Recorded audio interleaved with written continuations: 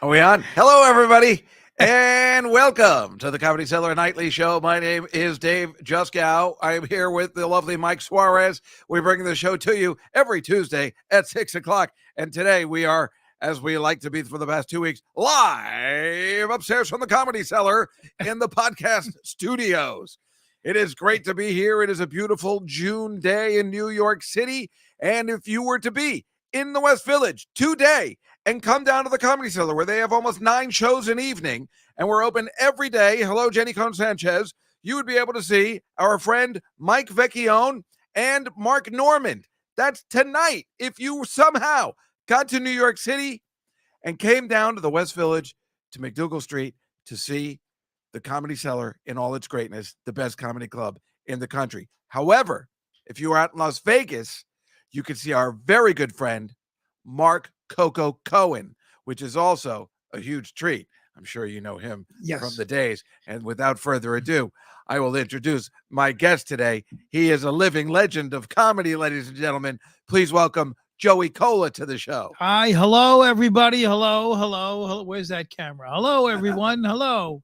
Yes, Joey, thank you so much for coming all the way from Long Island. Thanks for having me, my friend. Yeah, you're welcome. I mean, Joey and I have known each other. We've been sitting here for like a half hour, like, no, don't talk about that. Yeah. Don't talk about that. And yeah. I'm saying hello to everybody in the chat. Hi, Jenny, and hello, Angela and Scruffy Bones, Cammie, Barry. Hello, everybody. Joey Kola, first of all, we've known each other. Hi, Ange. I see that yes. too. You do. Yeah, I see it. We've known each other since the 80s, yes. for sure.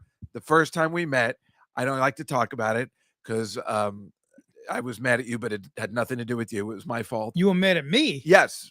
What did I do? You did nothing. Okay. Joey, I'm a complete moron, crazy person. Okay. You did nothing. You were brilliant. I opened for you at the Ground Round in Staten Island. I swore never to talk about this until this very moment. Yeah. And I stunk. It was my first paying job, and I wasn't ready. And I think you said that. And no, I would never say. No, you said it to your manager. Oh, it wasn't. No. He told me later. Actually, Steve-O told me later. Anyway, you're not. Are you still with Omnipop? No. That's no. Them. Yeah, no. It was. Oh, those guys hate me so much. I mean, still to this day, I'm still friends with the agents from Omnipop agency. Was it Tom and Gigno, and then but a lot of that other guy, Bruce. Bruce. He's in L.A. and he's got comics in L.A. That guy hates me to this day. Oh, really? And I wasn't positive until our mutual friend Steve-O, who's not actually Steve-O anymore, Steve-O, it's not the Steve-O you're thinking of. Yeah. We've known Steve-O before there was a Steve-O and all that stuff. Yeah. He told me, he goes, yeah, that guy hates you. So he made it very clear. And I don't think anybody on this show will be surprised that what, Dave, you made an enemy? Yeah, we used to do ground rounds for $40 a pop. And the ones on Long Island, I actually for Lou Stevens. I don't know if you remember Lou Stevens. Nobody remembers. He was a guitar comic guy, and I used to have Jim Mulligan. Or Joe Mulligan. Joe Mulligan, yeah. He's a city guy. I used to work at the Improv in the city with Joe Mulligan, but I used to you used to have to bring the sound and everything and set up at the Ground Round. And the one on Long Island in Bayshore where I started out, I was Bingo the Clown. During the day, Bingo? My friend dated the Bingo in Saraville, New Jersey. I was dated for 2 years. I was the Bingo the Clown at the Bayshore one, and then I would change and then do stand up at night. Oh my God! Yeah. I can't believe you just said Bingo the Clown. Yeah, I swear my friend Chris Donahue totally dated Bingo the Clown in the Saraville, New Jersey Ground Round. Wow! So we used to make fun of him nonstop. I didn't know Bingo was the franchise for the Ground Round. And Bingo was very hot at the time. That's why if you were Bingo, you got dated. That's why I was surprised that a girl was in the costume. That seems like, that's Bingo. That's one of them. Look how good this guy is. Is he look at that. That's pretty cool. That's Bingo. That's not me. No, that's not you. But that's Ground Round. That might have been me in that suit. Yeah. That's the suit I had you for my popped bar that mitzvah. up quick. So Joey, I've never talked about this to this day because I've always been upset, and it has nothing to do with you. Absolutely nothing. It was my first time. I was nervous. I lost the audience. I guess I remember it so vividly because it was my first time. Right. This might have been 1987 or 88. Say it had to be close to 35, 40 years ago. Yeah. And I was not good. and I didn't know how to run a show. But I remember you so well in the sense of you were the headliner, but you were on crutches that day. I was. Yeah. Was I? Yes. Well, No, I'll never forget. You were on crutches and you were up there with your crutch. You had a broken leg or something, yeah. and you got up there, and I remember you were talking a mile a minute. I don't remember what you were Right. saying. All I remember is that you said, "Oh, this is my crutch. I'll talk about them later." And then you just like went on for like another half hour, and then you were talking about the crutches, and I don't know what happened or anything because I was in a different world. But I was watching you, and I'm like, yeah, now I know he definitely sucked because look at him go. Staten Island, it was? It was absolutely Right. Staten Island. Right. The reason I know this is because I'm from New Jersey and I spent a lot of time in Staten Island. I used to go to that Staten Island Ground Round to Right. eat. Yeah. Like, so that's why I know. I'm like, oh, I'll be playing a familiar place. These are my people. They were not my people. They were, and they might have been if I was Isn't better. that the way, like when you do your home club sometimes, like the brokerage on Long Island is like my home club. Yeah. And you go there and all your friends are there. And sometimes your set's a little bit off and you go, wow, these are my people. Why isn't it like this? It's then you go across the country and do a room full of strangers and they are like this, you know? Yeah. Well, I always think of the movie Fame. Yeah. You know, like that guy had all his friends, and that's the way it's supposed to work in our Yeah. minds. That it's gonna be great. And then none of his friends came the next day. And well, remember, he was so full of himself after that performance. Exactly. Like, Yeah. listen, I'm gonna kill up there. I think it was Belzer was really mad at him in the movie. Yeah. Yeah. He's Yeah. like, listen, kid, you stink. But wait, there was so then. All right, I was never going to mention this, but it's too funny not to mention. Okay. And this has nothing to do with the wonderful person that you are. Okay. Okay. This is all Dave Juskow shit. Okay. That's up here. All right.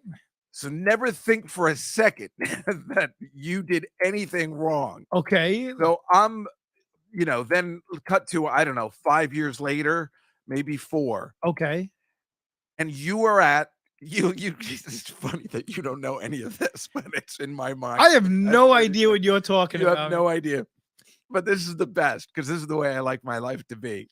This was the perfect scenario. Okay. It was maybe 1991 or 2, maybe 3, I don't know. And you were performing at the Princeton Catch a Rising Star. Okay, in the Hyatt Hotel. Yes, that's right. And I had just started becoming friends with Sarah Silverman. And she had opened up for me there. Yes, that's right. So I was performing there on like Mondays. I think Lewis would put me on. I think Linda Smith had a show there or something. And I would work there once a week, but never on the weekends. So I told Sarah I would drive her out there, especially how anybody in Jersey is good. And I like that. So I drove her out there and I said, well, who are you opening for?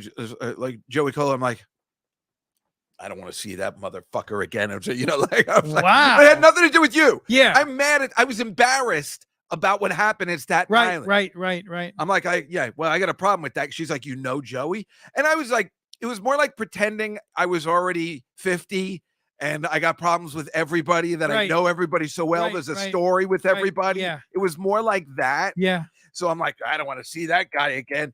And so it was more like, so then when she's like, oh, and I know Dave, and you weren't saying anything rude, but then she's like, oh, the story's true or something. It's like I was doing it like Travolta in Grease, where I just turned around. I'm like, yeah, maybe you don't remember me, like that, it was like that. And she's like, oh, and it was exciting for her to think like, oh, he's not fucking around. Oh my, they do know each other, but I didn't tell her what happened. Do I have to call Sarah now? No, she would never. No, apologize to her. No, I think the worst part is that you were so nice. I'm like, on the way home, I'm like, isn't he a great guy? He's a terrific guy. It's like, but I was like, well, we're okay now, right? Is everything you okay? and me? Yeah, because it was all I'm crazy. Nothing to do with you. You've nothing but nice to me. See, now to me, not only do I think you're funny, but I think you're the nicest guy in the world. Oh, always. Will you tell him what the chat room's? I mean, come on. No, it's the opposite. I'm hard. Look, Andrews wrote, Mikey, tell Dave to stop talking. We want dirt on PDJ. He doesn't have any dirt, folks. Dirt on who? Me. I'm Professor Dave. I teach at a university. Right. Now, okay. Because those who can do and those who can't. All right. Teach gym. I heard and those about who that. can't do anything are assigned to our school. But so Joey, I was like, I'm not going to tell him that. Because Listen, it's so embarrassing for me. I as a learned early person. on from other comedians, Richie Minervini, Richard Jenny, Drew Minervini.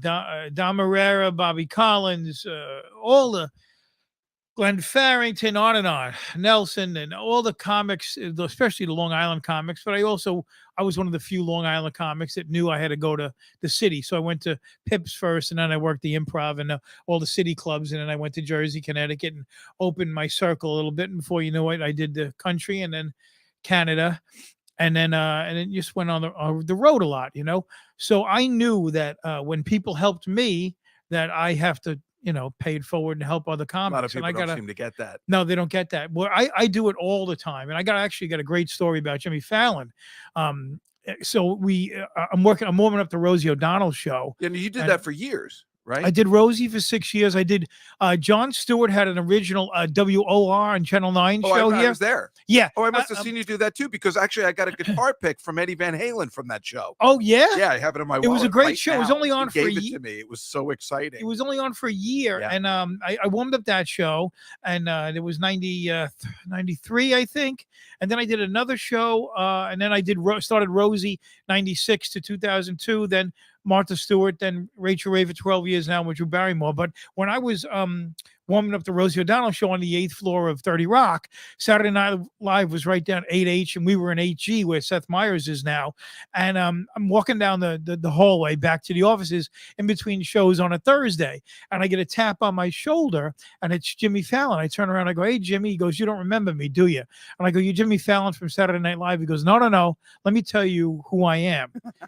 So everybody seems yeah. to do this. So yeah, so sweet. he goes, back in the day when I was 17 years old, you were working the Comedy Works in Albany, and you were headlining. There was 2 other comics and a club manager. And I came in 17 years old with a troll doll and a guitar and my dad. And I said, "You mind if I go on?" And I said, "No problem. You can go on. No problem at all." But the other 2 comics and the club manager said, "No, it's a busy Saturday night. Place is packed. That kid can't go on. We got no room for him." So he said, "Okay, I'll leave." I said, No. Just stand in the back with your dad. I'm going to work something out." So the other 2 comics went on. Then I went on. In the middle of my 45-minute, hour-long set, I said, "I have to use the bathroom, but I got somebody who's going to entertain you. He's my new friend, Jimmy Fallon." And I bring him up. He's 17 years old, and he bombs. And he's telling me this story in the hallway on the 8th floor of 30 Rock.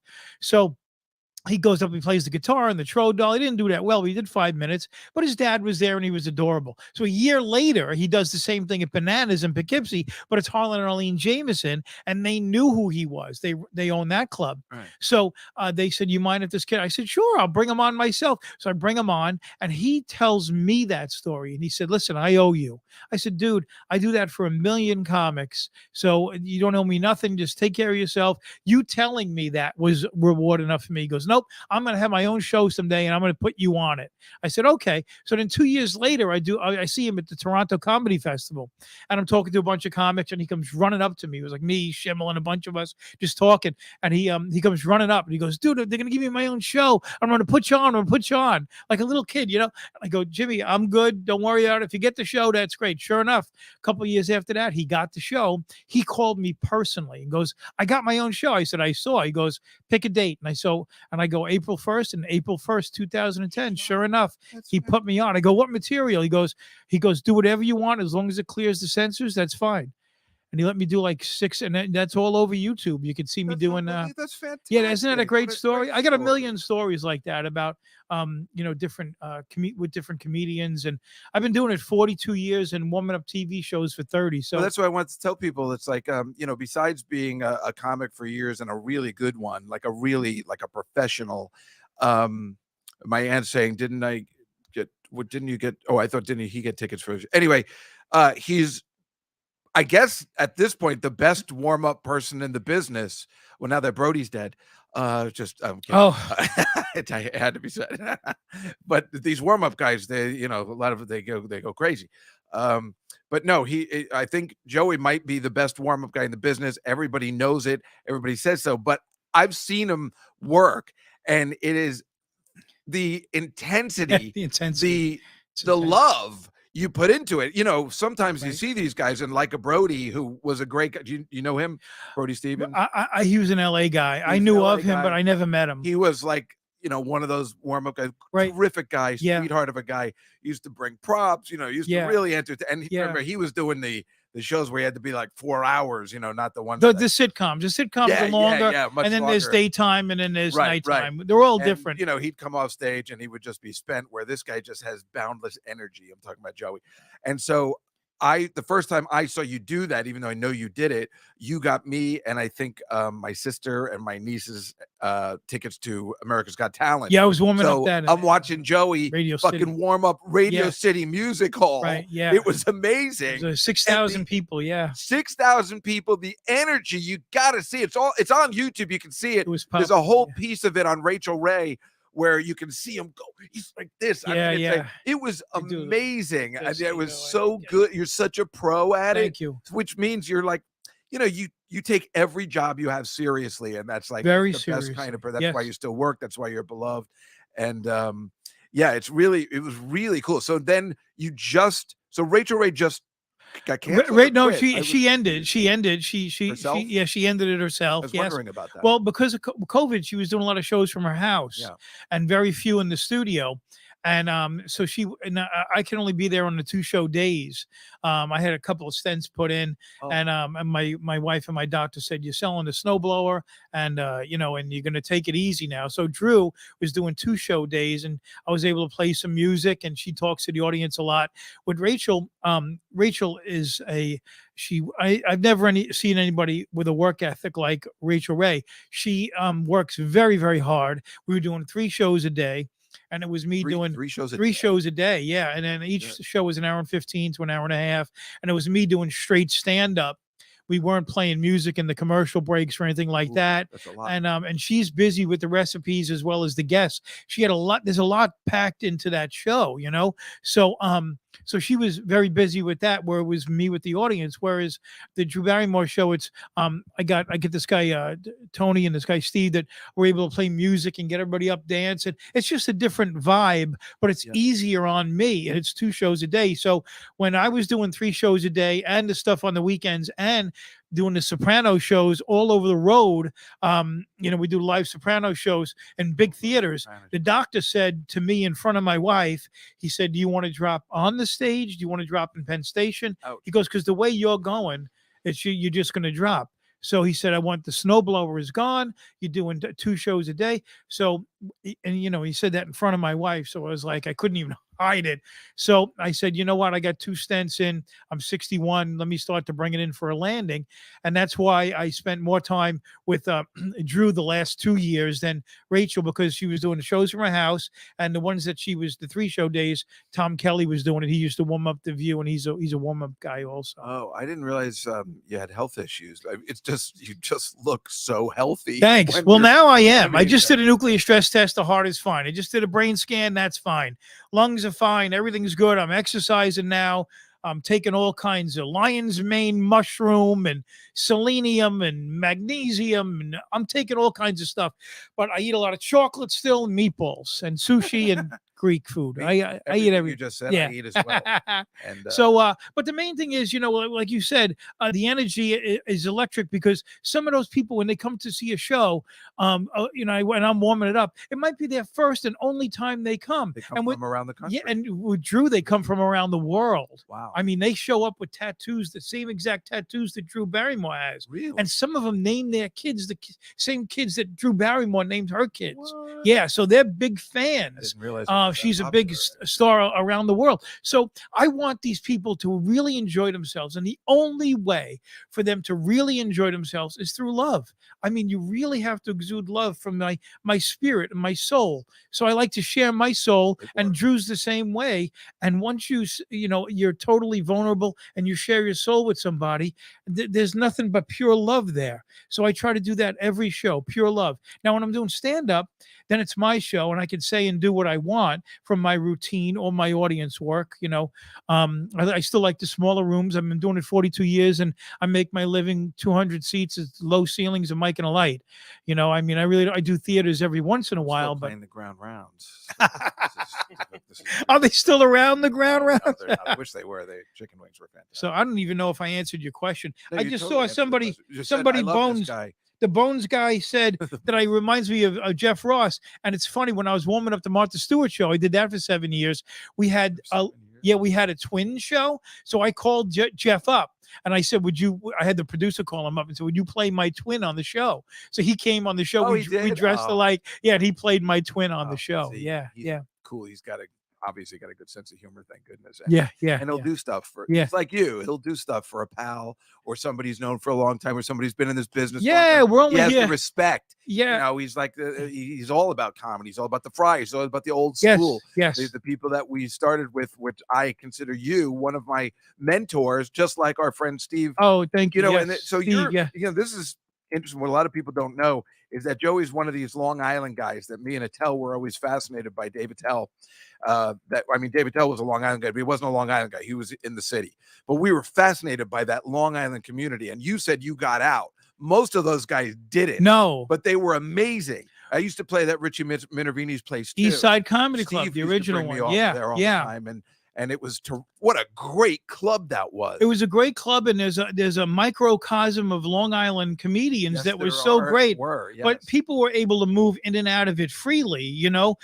So there was the Magnificent Seven, which was actually 8. It was Bob Nelson, Rob Bartlett, Jim Myers, Eddie Murphy, John Ferrantino, Bob Woods, and Dave Hawthorne, you know, these original guys. And Dave Hawthorne had a comedy team with Billy Crystal at Nassau Community College years before that. But it used to be Richard M. Dixon's used to have a club where it was just like it was in Massapequa on Long Island, where you just went up and it was singers and magicians and comedians. So we started out there just doing 5 and 10 minutes, and Richie opened up the East Side Comedy Club, which became the mecca of comedy on the East Coast. Yeah. Everybody worked it, from Leno, Jackie Mason. You could see anybody in there. Dave Juskow was there. And Eddie Jim Murphy. Myers was the guy actually who through Steve knew him, right? Because he used to do this unbelievable writing for him. I don't know if you remember that. Yes, it was one of the greatest things that ever happened to me. And somebody should do this right now. I should probably do it here at the Cellar somehow. I think they try and do that with New Joke Night. But right. If you remember, I don't know. You weren't. I put it together with Jim Myers. Oh, you did? Yes, I was the co on that. But the thing was, you would come. It was a Thursday. You'd come at 3:00 in the afternoon. No, actually earlier than that. It was a Tuesday. We'd go late morning, 11 or 12. When I was there, it was later in the day. Okay. I think we'd come around 3. Maybe you're right. I don't know. Maybe I thought we came around 3:00. Right. Went around the circle. About 11. Helped everybody people. with their Helped everybody with their jokes. Yep. And then around 6:00 we would break, have dinner, eat. Yes. Right. Usually at the Burger King across the street. Yes. And then come back for the show at 8:00. That's right. And you could only do new material that you wrote that day. Yeah. And they made it very clear, unless you're in trouble, you can do this. And we all knew each other's act well enough that where like, say, John Bizarre or Bill Freiberger or one of those guys were up there and they leaned back and got nervous and they weren't getting laughs, and then they started to lean back into an older bit where they knew they were going to get a laugh. The other comics that were in the audience would go, nope, that's old material. Wrong. And the audience was in on it. They were in on it. They didn't mind. It was a really unbelievably nurturing, even though Jim was a little bit of a, Hitler-like, but sweet guy. But he took charge of that thing, and he wanted it. This is the way we're doing it. And you needed somebody to do that. Because the comics are crazy. Yeah, I got chunks of my act from that format. Me too. And it was very discipllined. It was very disciplined. And you really had to walk the wire. I mean, you're up there with material you just wrote hours ago. And what happened was you brought premises to the table. And they say there's 11 or 12 of us, and we brought premises to the table. I want to talk about a goat. I want to talk about lemons. I want to talk about planting, whatever it is. And you bring the premise up, and everybody at that table gives you a joke or an idea about that premise. Then the next person goes, and then it gets to you again, and then you go to your second one. You bring like 3, and you go to second. We go around again, and then you split, and you take what your friends gave you, and then you'll try to write jokes. Some of it we threw out. Sure. But it was such I don't think you could do it today. I think comics are a lot more selfish. It was unbelievable because it wasn't like it was today, where everyone's a comic and comedy is everywhere. And really, shows like Evening at the Improv and stuff kind of ruined it. Well, not Evening at the Improv, that being the first, and I Right. know you were on that, but 4 then times. then Caroline's, and then A&E on the Road, and Yeah. all those things kind of ruined. That was saturated. But what I remember, and I don't know if you know her, in fact, I was just talking about all the comedy club owners are dying. Silver Friedman just died from the Improv. Yes. So I went to her memorial. Yes. The reason I stopped going to the Long Island shows, I don't know if you remember this girl who used to be at the Improv all the time. Her name was Gilda Conrad. Do you remember her? No. Well, she was awful. And whenever she showed up, the fun was over. And she ended up somehow showing up at that Long Island club. And then I stopped going. I'm like, now it's not fun anymore. I don't remember. No, you wouldn't know her if you were in the city at the time, Right, and then you would know that. And she used to go out with Howard Feller. Okay, I know Who was on Howard. Jon Stewart on the MTV show, right? Yeah. I know So Howard. once they found out about something, you knew it wasn't cool anymore, because that fucking thing was cool.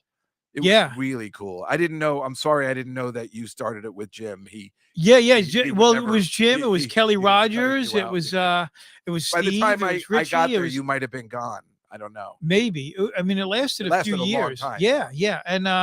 And every once in a while afterwards, we'd come up and do it again. It got so popular that if I went on the road, other comics that had been through the East Side Comedy Club would hear about it and go, "Can we do that in Michigan? Can we do that in Philly?"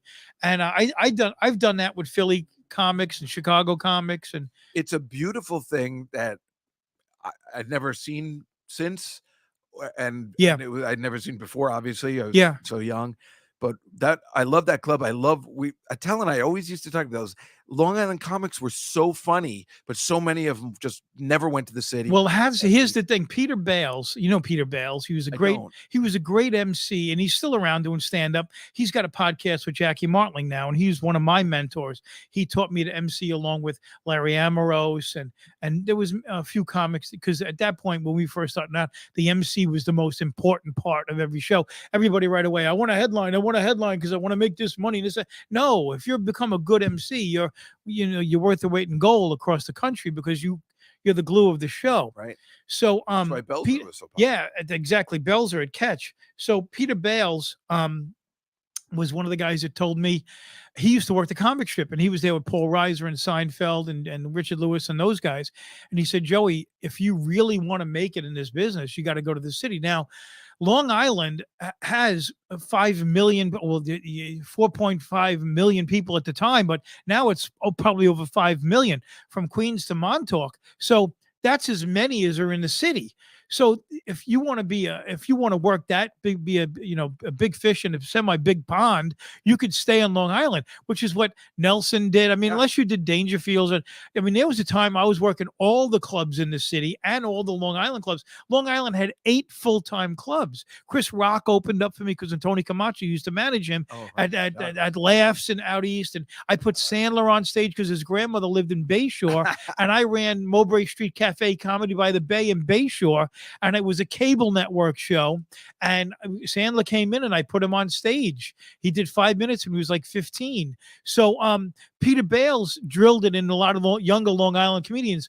Guys, this is great, but you got to get off of Long Island. You got to go to the city, and you got to go to Jersey, and you got to go. So what I would do is, I had a car because I lived in Long Island.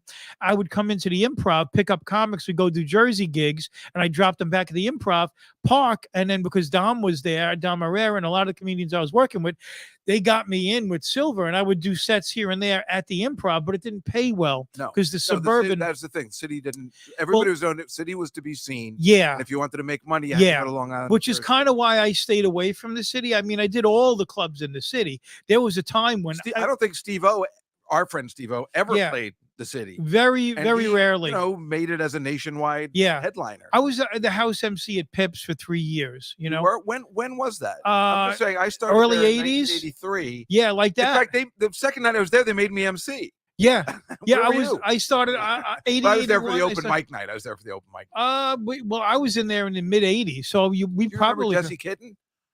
No, no. He was the guy, because he would be like, "I'm just kidding." I don't know. I remember the Godfather of comedy. I remember Burt Ratner. I'm Burt Ratner. Do you remember this guy Joey D? Oh, I guess I was Joey D. I remember. Yeah. You remember that guy? Yeah, no one remembers him. What was the guy? The guy Greg Viola, something like that. I don't remember. He said a mayonnaise jar full of cocaine. I don't remember. It's so hard. It's so hard to remember how much we've done. But that Pips was yeah. So Peter Bales told me you got to get off of Long Island. There's a lot of comedians that just want to stay on Long Island, you know. So I said you got to get off. He said you got to get off of Long Island. So I did Pips in Brooklyn. Then I went to the Improv, and then I started doing all the city clubs. But the only one I didn't get past that was Lucian didn't pass me at the comic strip. Yeah. But Lucian, it's funny. Lucian had trouble with me too. You know, big surprise to all the people in the chat room. But he came. It was. I'll never forget. I didn't think he even knew who I was really. I mean, he did. But then he came to my like one man show at Caroline's. Right. Once. I was surprised he was there. Yes. And then he's like, this was pretty good. We almost got an insight to how Dave Juskow works. Right. You know, the way he would talk with that, low voice and stuff like that. But yeah, I remember it was nice of him to come. But when I auditioned at the comic strip early on, and it was me, Joey Vega. Yeah. Joey Vega was there. It was a bunch of comedians from not only Long Island, but Jersey and stuff. And so I auditioned. And I went in and I had a killer set. And I was doing a lot of Italian material at that point, some Italian material. That never works. Well, yeah, right. So I killed, and he made me stay there till 2:00 in the morning. I waited and waited and waited and waited, and I said, "I'm going to leave." No. He wants to talk to you. So I waited, and he sat me down and he said, "Listen, your act was great." I said, "Okay, can I come back?" No, he said, "No, you're not invited back." And I said, "Why?" And he said, "I got to be honest with you. You did really well. Your jokes were on point. Your energy was there. Everything was good. But we have enough Joeys and Vinnies and Vitos here, if you know what I mean." That's what he said to me. Oh man. So now I go, listen, don't go any further. I got your point. I'll go make a living somewhere else. When water comes downhill, if it hits a rock, it goes around. And that's the attitude I had. Cut to 8 or 9 years later, I'm doing my 4th Caroline's comedy special when Colin was hosting it at the Seaport. So it's me, Kenny Rogerson, Myers, a bunch of great comics all hanging out. And Colin's kind of there too. And we're in the lobby. Do you remember when Caroline's was down the Seaport? So there's a lobby. Who's upstairs. I was just talking about it with Caroline on the last day of the. Oh, really? Yeah. Really? I love Caroline. So we're sitting there, and then Lucian comes walking up behind me, and he goes, "Joey, Lucian Holy." He's got his card in his hand like this. He doesn't even have it like this or like this. Well, he's got it between. He's got it like between his fingers, like this kind of way, right? He hands me his card, and I'm sitting in a chair, and he's like right here. And he goes, "Joey, Lucian Hold, I run the comic strip. Would love to have you come by sometime." And I'm not like this, but this particular thing, like you in the ground round, rubbed me. And I took the card, I ripped it up, and I said, "I thought you had enough Joeys and Vinnies and Vitos there. Go fuck yourself." Really? Right there. Boom. And that was the only, and I regret saying it. And later I apologized to him after I saw him a few years later when I did some auditions for Montreal and stuff there. But it was such a, it was, no, silly. But that was one of the, because, we don't handle rejection well. No, it's and when all my friends are working the club, all my friends work the comic strip. You never, I think I told everybody here, but Silver hated me, just absolutely hated me. This is the woman who used to book the Improv, and so much so, and owned it too. And owned it. That's right. Yes, of course, you got it in the divorce settlement.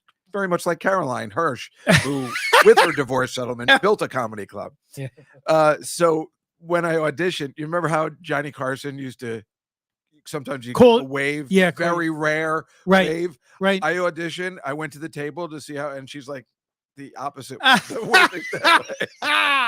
And all the guys in the club used to make fun of me. Like I remember Chris Blipman. I don't know if you remember. I don't know. These guys that used to work up there, they would always go like this when I came in, like, because they knew it was. But you're so right.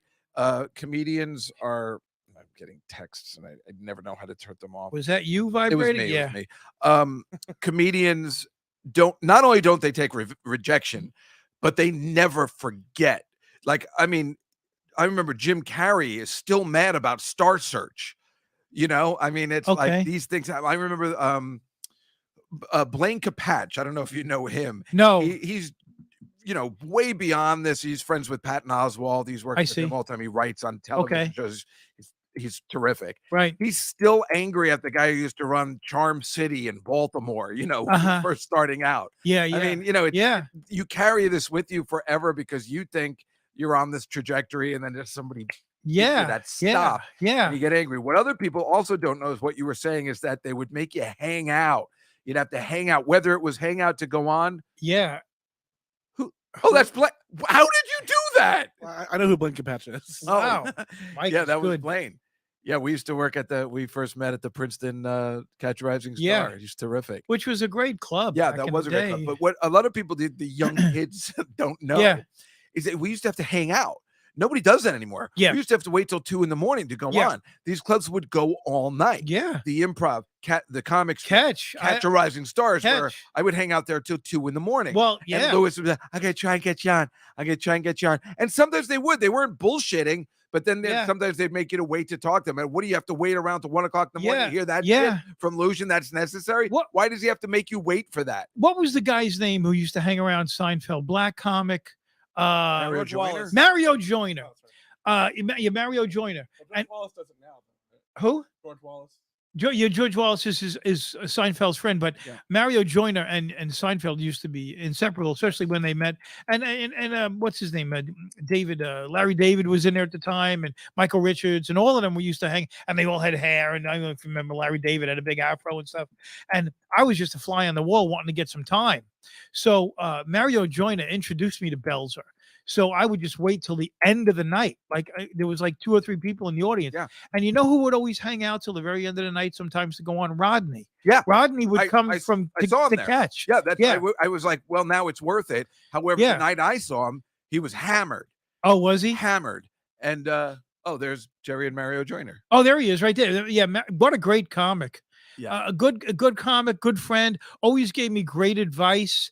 I haven't seen him in a while. No, I don't know where he is, but just so what happened was when I used to do the city, I would come from Long Island and I'd park. I had a beat up old Toyota Corolla, and a lot of the city comics had no car. So, but I knew Ray Romano was coming from Queens, and Dennis Leary was there, and Eddie Brill, and Mike Joyce, and there was a bunch of comics, like might have been Joe Mulligan, and like you mentioned before, and a bunch of comics, and Susie Espin lived right across the street, and a lot of comics would be bouncing from club to club. I mean, I have the record at Dangerfields. We did 9 shows in one night. It was like me, Dana Gould, Mike Egan, Ben Creed. We went in at 7:30, did 9 prom shows, and left 7:30 in the morning. We went to breakfast across the street, and then I went home. But what I would do, I did a couple of times, I would bring my car to say, Stand Up New York on Broadway and 78th Street. And it was a beat up car. I really didn't care about it. I left the keys in it. And if other comics needed it, they would drive it around the city and there'd be a note. I left a note. It said, as long as this car, just leave the car in front of Catch it by 2 o'clock in the morning. I think I did it 2 or 3 times. All the times I did it, the car, whoever I had it last, met me at Catch and told me your car's over there, your car's over there. Most of the time, I was on Catch on First Avenue. Catch was First Avenue in 77. Yeah. So usually it was right there around the corner. But I'd let them just use that car to bang around the city, no matter who it was. Unbelievable story. Car wasn't worth a lot anyway. And if it got stolen, an unbelievable story. That's so. And then I would just drive back to Long Island. Sometimes till 2, 3 o'clock in the morning. Then we'd go to that diner, that Green Street or whatever. Oh, the Green Kitchen. Green Kitchen. It's still open. Actually, it's not closed down by the Board of Health, but I think it might have reopened. Oh, recently. I was just there. I'm only going to mention this because Rick Newman just died, and his wife watches this show every Tuesday. Oh, okay. So Hi. So hi. She'd be very happy to hear good things about. Thank you so much for the opportunity. Yeah, Catch was a very big. Rick and I became very close.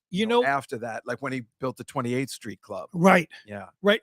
I didn't know Rick very well, but the comics that he let work there were very helpful to me. I mean, at that point, Richard Jenny, like I said, Mario Joyner, but I would go in specifically to watch one guy.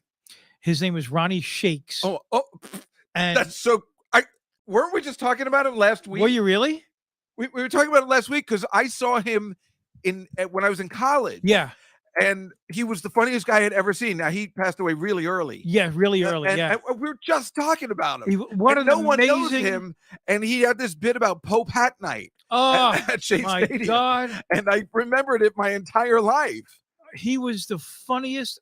Can you even get tape on him? No, anywhere? I don't think there's any tape. Wait, he's got a picture. Ronnie Shakes. Yeah, there he is. is. Ronnie He Shakes. looks like Borat. There he is. Ronnie Shakes, and there was a guy named David Say, who David Say has been on the Tonight Show like more than anybody. I Like never even heard of him. David Say? No. Sahhy, I think it is, Mike.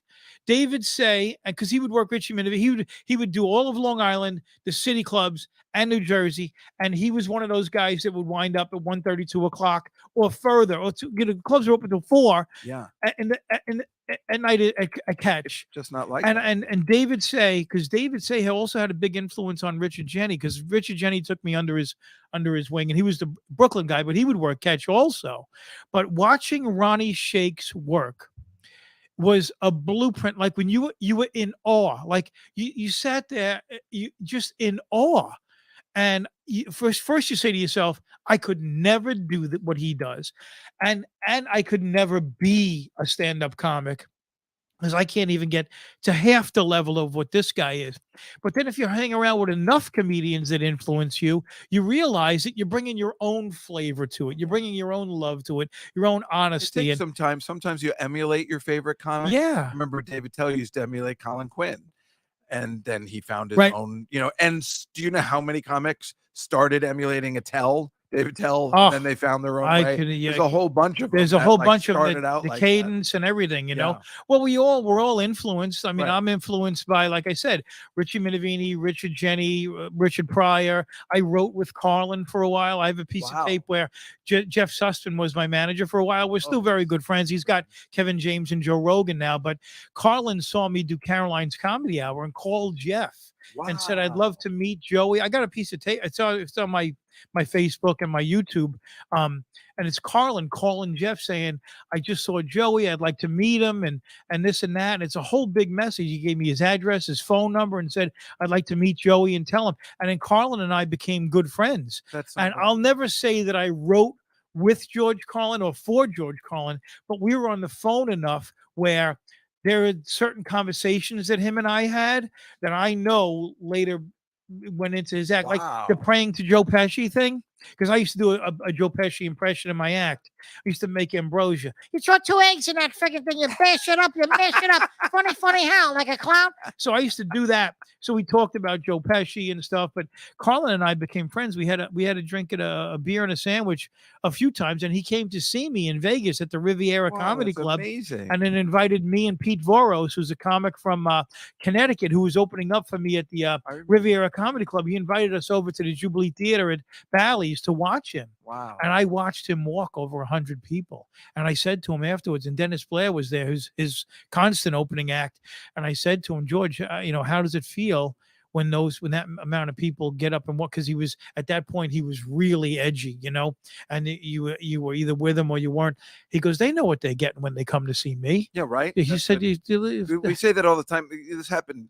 Sometimes there's controversy here, like when Louis plays here. Right. Sometimes people walk out. And you're like, but they know what they're going. I mean, it's his name is on the board. Yeah. I'm not sure what they're expecting. Well, yeah, that's why, in my act, I don't talk about politics. I'm not running for office. Well, that's the best way to go. Yeah, I don't talk about politics. I don't piss anybody off. When people leave my show, I want them to have a good feeling. You know what I mean? I want them to say, feel the opposite. This guy made me feel great. And and I laughed hard, and I want to come see him again. Well, that's the way everybody would like, but then there's crazy people that don't seem to care. We do. All right, okay. Yeah. No, I mean like that aren't like you, and it's like I feel that way too. I would like people to leave, just be like, we had a great time tonight. Right. Sometimes I put together shows here. I really care. I really care. I care too. Yeah. But yeah, then there are those guys we appreciate, like a George Carlin, because we're not doing that. Right. But we love those kind of guys. Well, it depends on your bank account too. You know what I mean? Right, Like I had a house, I get kids and wife, and I live in suburbia where I had a lot to pay for. So at first you say to yourself, all right, do I want to be this? Do I want to go this way? and maybe not make any money, or do I want to go this way and make some money and please everybody? Well, in chasing this way and trying to make the money so I can please everybody, I found out that that's who I really am. I'm not that guy that wants to start controversy or anything like that. I'm not a shock guy. I'm not a shock person. There are plenty. That's plenty. You want to watch political comedy? Watch late night. Watch this. Watch that. Many people, as Rodney said this to me, for as many people as there are doing it, that's how many ways there are to make it. There's no blueprint. I spent a lot of time with Rodney, not like you have, not only in the clubs, but I got a couple great Rodney stories. You want to hear a great Rodney story? More than anything. I worshipped him. He's my favorite. We were at the club one night at the bar. It was me and a bunch of other comics at the bar, and Rodney's smoking a joint. He's right next to me, and we were by the far end of the bar, like where the front door is. Yeah. And we're just talking, and Rodney's smoking a joint. So a young cop comes in and he says, Rodney, put that joint down. This is late 80s, early 90s. Pot was like heroin at that point. So the cop goes, young cop, you can tell he's just got on the job. He goes, Rodney, you got to put that joint down. He goes, hey, fuck you, baby. All right, okay. He goes, it's my joint and it's my joint, okay? You don't like it? Get the fuck out of here. So he says that, and the cop goes, Rodney, I'm going to go walk around the block once. If I come back in here and you're smoking that joint, I'm taking you to jail. Fuck you, baby. Lock me up. He goes, here, get the cuffs out. I could use the publicity, all right? Fuck you. That's what he said. Holy shit. Yeah. So what happened? And we were all like, holy Yeah, shit. right. The cop never came back. Wow. The cop never came back. Boy, that's stark. Yeah. Hey, fuck you. Hey, fuck Hey, you, you're baby. okay. All right, okay. All right. Wow. It's my joint and it's my joint. Well, he's right about that. He was right, man. He was always this cop. Wait, you don't know how it works around here. That's 52nd Street. This is my block. One time I'm doing Caroline's at the Seaport again, and I bring my wife, who was my girlfriend at the time, and Rodney had just did an earlier show to warm up for one of his HBO specials, and he had Walter C. Miller with him, who directed all of his HBO specials, and they were in the green room, which was, if you remember, the Seaport green room. I never got to the backstage of the Seaport. I was just at the audience. I'm saying I never performed on that stage except for a contest. Well, it was before my up the time. stairs, down a short hallway, and it was a small room. So I said to my wife, girlfriend at the time, I said, you want to meet Rodney? Rodney's here. I know Rodney from the club. Let's go meet Rodney. She was like, oh, okay. So I brought her up there, and there he is. He was always naked except for a bathrobe. And Why is that he story stands up. every He time? stands up, and the bathrobe comes undone, and there he is naked. Hello, how are you? Good to meet you. You with this guy? You ever think of leaving him? Because I'm right here. Like that. And I can tell you even a better story when Bob Nelson, Bob Nelson is a great comic. He was one of Johnny Carson's favorites, and he broke on Everybody's saying how great these stories are, by the way. Oh, they are? Watching the things go by. My eyes are shut, so I can't read the thing. No, it's all right. So He keeps posting them up. So Rodney, Bob Nelson was also not only Johnny Carson's favorite comedian, but he broke on one of Rodney Dangerfield's. I remember that. He did the football player, showed him a pad and all of that. Legendary. Legendary. Was it 86? Yeah. It was unbelievable. So I always thought he never could get better than that day. I feel like he was so popular from that special. Who, Bob? Yeah. He did a lot more. He did a thing called The Doors, where he had many characters. That football thing was one of a million characters. So he did like a broad. There he is. Yeah. He did like that's the actual night. Folks, that's the night of the HBO special. Folks, if you don't know, I mean, this was he was the biggest comic. It was ridiculous. Yeah, he had a lot of heat. When you watch it now, you can't figure out exactly why. Yeah, so but popular. He was great, and I know Bob well. I'm the godfather of his son. Yeah, I heard he's a great guy. Great comic, probably one of the most famous Long Island comics. And he actually was in a group, an improv group with Eddie Murphy and Rob Bartlett called the Identical Triplets. Wow!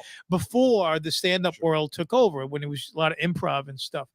So I was opening up for Bob, and we did a tour, and this is when Bob was really hot. We went from Boston to Albany to New Haven, an East Coast tour, right, in a van, and we'd stay in hotels and just do these rooms. Well, in the middle of that tour, Bob had to open up for Rodney at the New Haven Theater. So we go backstage, and we're there at 5, 6 o'clock. The show's at like 8 o'clock. And there's a pizzeria around the corner. And we went and got pizza, Meatball Heroes, and we're eating. So Rodney shows up, and he had his assistant there, Stafford. A guy named Stafford was his assistant. And Rodney was on the Pritikin diet at that point, which was all celery and lettuce and like red wine vinegar and very light stuff, But he comes backstage and he sees us eating all that other stuff, and he goes, "Fuck this, baby. All right, okay." He goes, "Joey, come here." He hands me $100 bill and he goes, "Go around the corner to Nunzio or whatever his name is." He goes, "Tell him I want 2 clam pizzas, a red one and a white one. Tell him it's for Rodney. He'll know what I want." So I said, "All right." I get the 100 and I run around the corner. Sure enough, I walk over there. I go, 2 clam pizzas, and the guy goes, "For Rodney, right? For Rodney." I said, "Yeah." And the 100 gives me a red clam pizza and a white clam pizza. I get it. I bring it backstage. Rodney's already in his bathrobe and naked underneath, right? Fuck, man. He goes over, then they're stacked on top of each other. He opens up the red clam pizza. Now, it's a clam pizza. There's no cheese. It's dough, red sauce, and clams with a little bit of garlic and oil on it. Yeah. And then the white one is just garlic and oil and clams, and it's white, right? So he opens up the box, takes the pizza, folds it in half, then he folds that half into quarters, picks it up from the middle. So you understand what I'm saying? He's eating the point of a folded pizza now, and he just starts eating it. Bathrobe open, naked, clams falling all over the place. This day, it was the most disgusting thing I've ever seen. What the So he fuck? eats, What was he going on? basically eats the middle. He was hungry. So he's eating the middle out of this pizza, right? So he lays it down, and of course it unfolds, and he kind of ate the middle out of it, right? Puts it down, gets cleaned up, gets changed, does the show. After the show, comes back, opens the other box, the white one. which is cold now, folds that in half, folds it in quarters, starts eating that one. Oh my God. Yeah, 2 clam pizzas. That's unbelievable. He didn't eat the whole thing. He ate the middle out of it. Actually, that But he sounds took, perfect. I've never seen a human That's being. a good diet. Yeah, fold it in half and then fold it in quarters and eat the whole thing. We had who's the guy who said he used to open for him all the time? The guy who used Bob to Nelson? No, he helped him write Easy Money and Ladybug. why can't I think of it? He used to open for him all the time. Oh, Dennis Blair. Dennis Blair. Dennis Blair. We Great had him on comedian. we do a Billy Joel podcast. We had him on. He does Comedy Cellar in Vegas. Yes, yes, he does. Yes. So that Mark Cohn hooked me up with him. Right. Yeah. So we talked to him Great about Rodney comic. because we had a lot of questions about Yeah. that, and he's in Easy Money, helped write Easy Money. Yes, We're yeah. doing the song Easy Money. So we were talking about it, and he said that somehow him and Rodney had a falling out at some point, and at one point, I guess he came to see him in Vegas, or they happen to be at the same place. Right. And I guess he's doing the bit or whatever. And he goes to his wife and he goes, "Why was I mad at him again? I can't remember." But and of course, naked stories, the bathrobe. I mean, everybody's got that. Everybody's got that. So, well, Why would he want to be like? It the was those Neanderthal old hanging time balls? guys. I want because to make sure they're all. It happened with Soupy Sales. I opened up for Soupy Sales at that place, the comedy club called Laughs in East Quogue. That's Dennis Blair. There he is right there. That's Dennis Blair. Yes. The regular guy. What a great songwriter, comedian, Terrific all guy. around entertainer. We had a great time. Great talking to him. guy. Great singer. too. Dennis, if you're listening to this show, I love you. And I tell him I love him on Facebook all the time. But what another great influence. But what was I just talking about? What was he just talking about, Mike? I lost it too. We- It was the Soupy Sales. Oh, Soupy Sales. So I'm opening up for Soupy Sales, and he's got this red jacket, white shirt, pink tie, and I do this thing, and I think it's Soupy Sales. He was a big star in the 50s and 60s or whatever. So my parents come to see that show. I'm doing 10, 15 minutes opening up for him. He does an hour, and that's it. So it was this club. There was like a bar club. It was, it wasn't really a comedy club. So we do the show, and afterwards the audience leaves. My parents are hanging around to meet Soupy Sales. So he goes in where the beer storage area, right? Yeah. And he said, "I'll be right out, Joey. I'll let you know in a minute when you can bring your parents back, take a picture." So we waited about 10, 15, 20 minutes, and he goes, the door opens. He goes, "Joey, come on back." So we go in the door, and there he is. He's naked. He's got a thong on. Yeah. That's it. And it's and he's saying hello to my mother and father. So it's Soupy Sales naked also. What the So is I go, "Soupy, we could wait a couple of minutes and you get dressed." He goes, "Oh, I thought they had to leave." I said, No, they didn't have to leave. So I go, "We'll wait till you come back."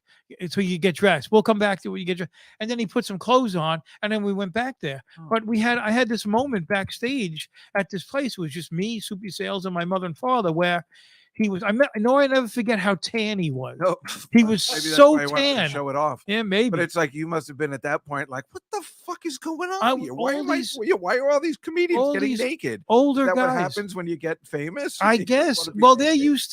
they're used to, I guess, that old school thing. You take a shower before the show, and then you put your suit on, whatever suit you're gonna, Right, you leave like a your Borscht pants Belt off thing, to and have then the crease. and then you change again, and That's what he said. you hang, Look how yeah. tan he is there. Yeah, he was very. I will never forget. He had the tannest stomach His of anybody I've stand-up ever must have seen. been awful.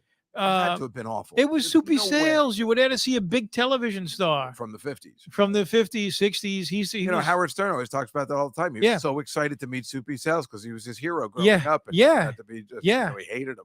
I warmed up Howard Stern's birthday party, the 60th birthday No, you party. didn't. Yeah, I did. I got the set list and No everything. way. Yeah, I warmed that Oh up. my God. And I got to yell at all these celebrities. It was a who's who of everybody in show You business warmed that in the show audience. up? I Yeah. know. It was unbelievable. I know man. there was like Robert Downey Jr. and Barbara Walters. Yeah. Sarah was there, the I girl got from to the yell Dixie at Barbara Chicks, Walters too. David Letterman, Yeah. Jon Stewart, Yeah. Jimmy Fallon. And there was a lot of periphery celebrities that wanted to just be seen. Yeah, it was unbelievable. So, and they were all talking. They were all, so I didn't do my typical warm up that I would do at a Rosie show, whatever. Right.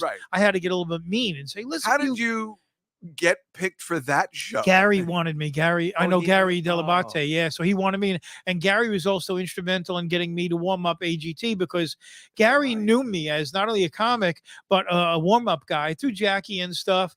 And he knew that's what I do. Like when Tom Papa hosted Marriage Ref, it was Seinfeld, Yep. So I did the first year, doing the Marriage Ref thing. Then they got picked up for another season and they didn't hire me, and they hired somebody else. I forget who it was to do the warm up, but it wasn't a warm up comic that I had trained, because I changed the face of warm up. Now nowadays, a lot of producers say if they hire a warm up, they want to know if they're Joey Kola trained. Really? Because I changed it. Yeah, I believe that because I've seen warm ups before and I've never seen anybody like you. Yeah, I really changed it. Regis told me that, and Ed McMahon told me that, and because they used to do warm up too. So right. Yeah, so when I was doing the Tom Papa didn't call me for the second season, and this other comic that they had hired, I forget who it was. Well, now I'm gonna call Tom Papa. It was like a couple of minutes, and then they said, no, we got to get Joey here because when you're warming up a show, you're part of a bigger thing. You're a small cog in this machine. So you gotta set it up for everybody else to work and the host, and always protect the host and make sure everything is flowing, and have signals with the audience, loud applause, medium applause, just help them along, because they would sit there like that, but when you're doing stand-up, then it's your show, but when you're doing warm-up, you got to be very conscious of not only the host, no matter who the host is, but a stage manager, executive producer on the floor, and you got the audience too, which is job one. You really want them to be happy, one time we were just talking about it last Friday. I warmed up the McEnroe show. John McEnroe? Yes. It was a short-lived show on CNBC. Okay. I was going to be the guest that day, and I was warming up the show. Oh, you were a guest and warming up the show. Uh-oh. Now, the ironic thing is that this girl at my job, the daughter of what time is it? Oh, we got time, right, Mike? We're good. There's no one after. Okay. We're good. I'm Yeah, you're okay? Yeah, I can stay. Another Yeah. 20 minutes or Yeah, so? yeah. So there was this girl, Beth Schaeferman, that was her name. I think she runs Sardi's now, but that day she was the accountant at my firm. It was her daughter, and she was the one who was in charge of getting the audience to New Jersey to tape the show. Okay. That on a bus warm or up on something a like bus. that? Okay. Exactly. The worst thing that could possibly happen. Yeah. Right? So, but she was in charge. I'm like, well, this is great. I know the person who's in charge, but she was awful. And she just has this expression on her face to this day where it's like this. And so I'm warming up and she's like, oh, this is Dave, but she's not. She's just sitting there, and I'm doing the thing, and I'm really working hard. They were on a bus to New Jersey. Yeah. Probably half of them thought it was going to be in New York. But you were working on the bus? No. I waited till they got them in New Jersey. The studio, like in Secaucus or something. And, yes, exactly. And she was just sitting there like this. I'm like, Beth, you could help. Yeah. like she wasn't helping. How many people was it? Um, Was it one bus, 50? two buses? maybe, 50. yeah, Okay. maybe 50, maybe Right. 40 to 50 people. Right. And then you got to worry about, did they get water? Did they have a snack to eat? Are they bringing Well, pizza I didn't in? even think about stuff like that, but she should have done anything. She did nothing to help. Yeah. And I went in and Yeah. gave it to her mother the next day. Yeah. I'm like, your daughter ruined everything for me. Now, the best part was when I was on the show as the guest, the audience liked me because Yes. they knew me from bombing earlier. And I think I had mentioned it. Oh, they know me. we like know something this like guy. that. So it worked out okay. But I was so angry at that person. But oh my God. So that's where I can actually, understand what you're talking about and how difficult it is Right. to get that going. And who do we know so many? Eddie Brill used to do it for years for Letterman. Yeah. Yeah. Now I think Paul Great. Mercurio still does it for. I guess so. Yeah. For the Stephen Colbert. Right. Right. Seth Herzog does it for the Tonight Show now. Yes. And Ryan Reese who does it works for here, Seth Meyers. For Seth Yeah. Meyers. Yeah. I haven't seen those guys work, but I can guarantee they Regina don't work as hard as DiCecco. you do. Yeah. Because I've seen, I know the way they are, and they don't have that kind of energy. Well, late Maybe night, it's not but the necessary. late night show is different. Daytime is much different. Right, good Regina point. DiCecco does The View, and she's got big my energy God. also. I saw her. I performed with her on a charity event recently. Wow. She's got a lot of energy She's too. got the Well, daytime She's you need a perfect lot for of The energy. It's like short bursts. It's like sprints. Yes. Daytime. Nighttime you could be a little bit more cerebral and do bits. Good point. Because there's a band there and stuff. And it's a comedy show. It's yeah. different, When you do sitcoms, like I did Kevin James's show, Kevin Can Wait, and The Crew. Oh, that. And I did Murphy Brown over in Kaufman Astoria. Murphy Brown. Yeah, all those and years Kaufman. ago? No. The recent one, the reboot that they did the about reboot. 4 or Right, 5 right, years right. ago over in Kaufman Astoria. Then that takes 4 or 5 hours to do a show. So you bring your DJ. I had my friend Sean with me. He was a DJ, so he plays music and you do games and stuff. But there's also a lot of straight stand-up. But there's also a lot of audience work. Like I want to know.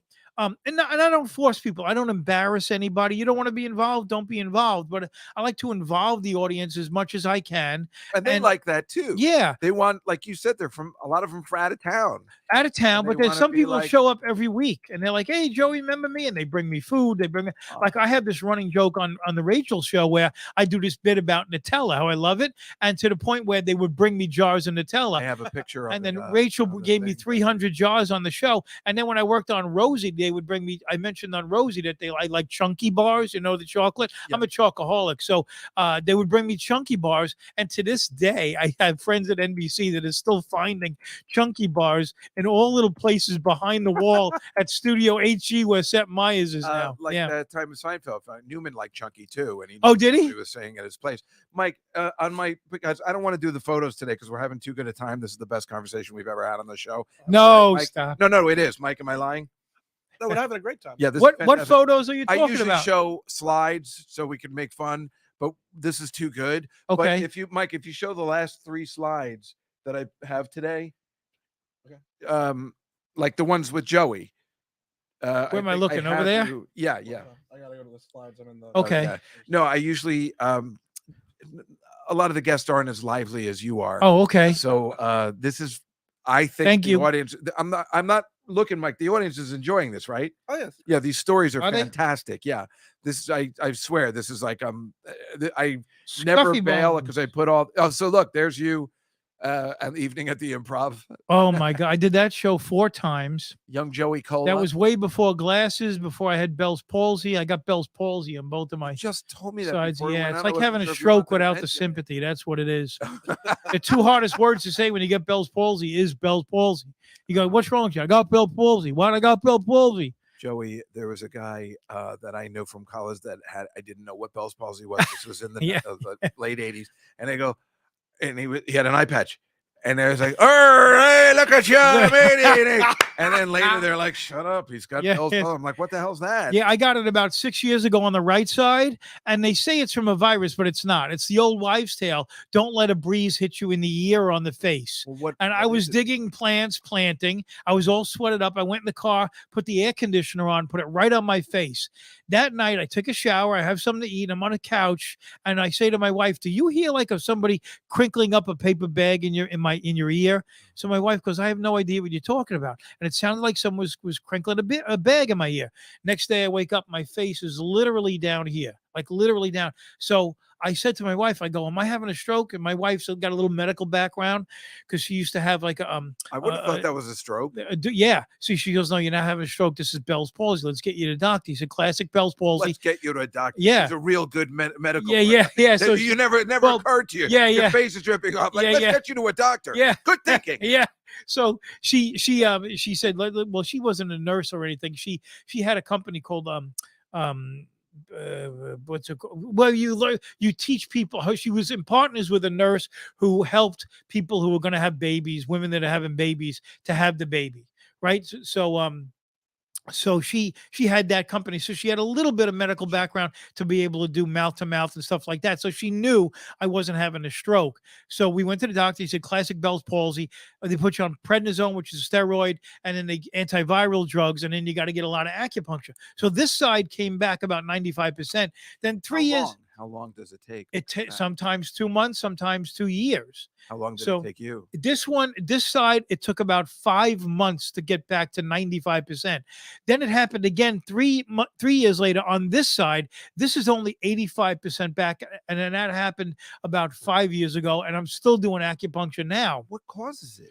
They say it's a virus, but it's not. It's cold air hitting you. Oh, it really is the cold? I thought you were making fun. No. When I go out, even when it's a little cold out, I have earmuffs that I carry. I put them on. So the first time I got it from air conditioning in my car, and I'm also a surf caster. So I go surf fishing off the beach for bluefish and striped bass off Long Island. So in November, I was surf fishing, and I had the earmuffs on and a hat, and I got sweated up. So I took it off for a second, and I felt some cold air hit me on this side. Sure enough, the next day I get it on this side. You can't say anything that begins with the letter F. So I waited 3 months, and I was doing the Comedy Cabana down in Myrtle Beach, and I went down there, and I still had some remnants of it, and I needed flip-flops. So I walk into CVS and I go, where are your flip-flops? This girl's like, y'all are crazy. I go, I got fucking Bell palsy, idiot. I got Bell palsy on both sides of my face. I need flip-flops, you freaking idiot.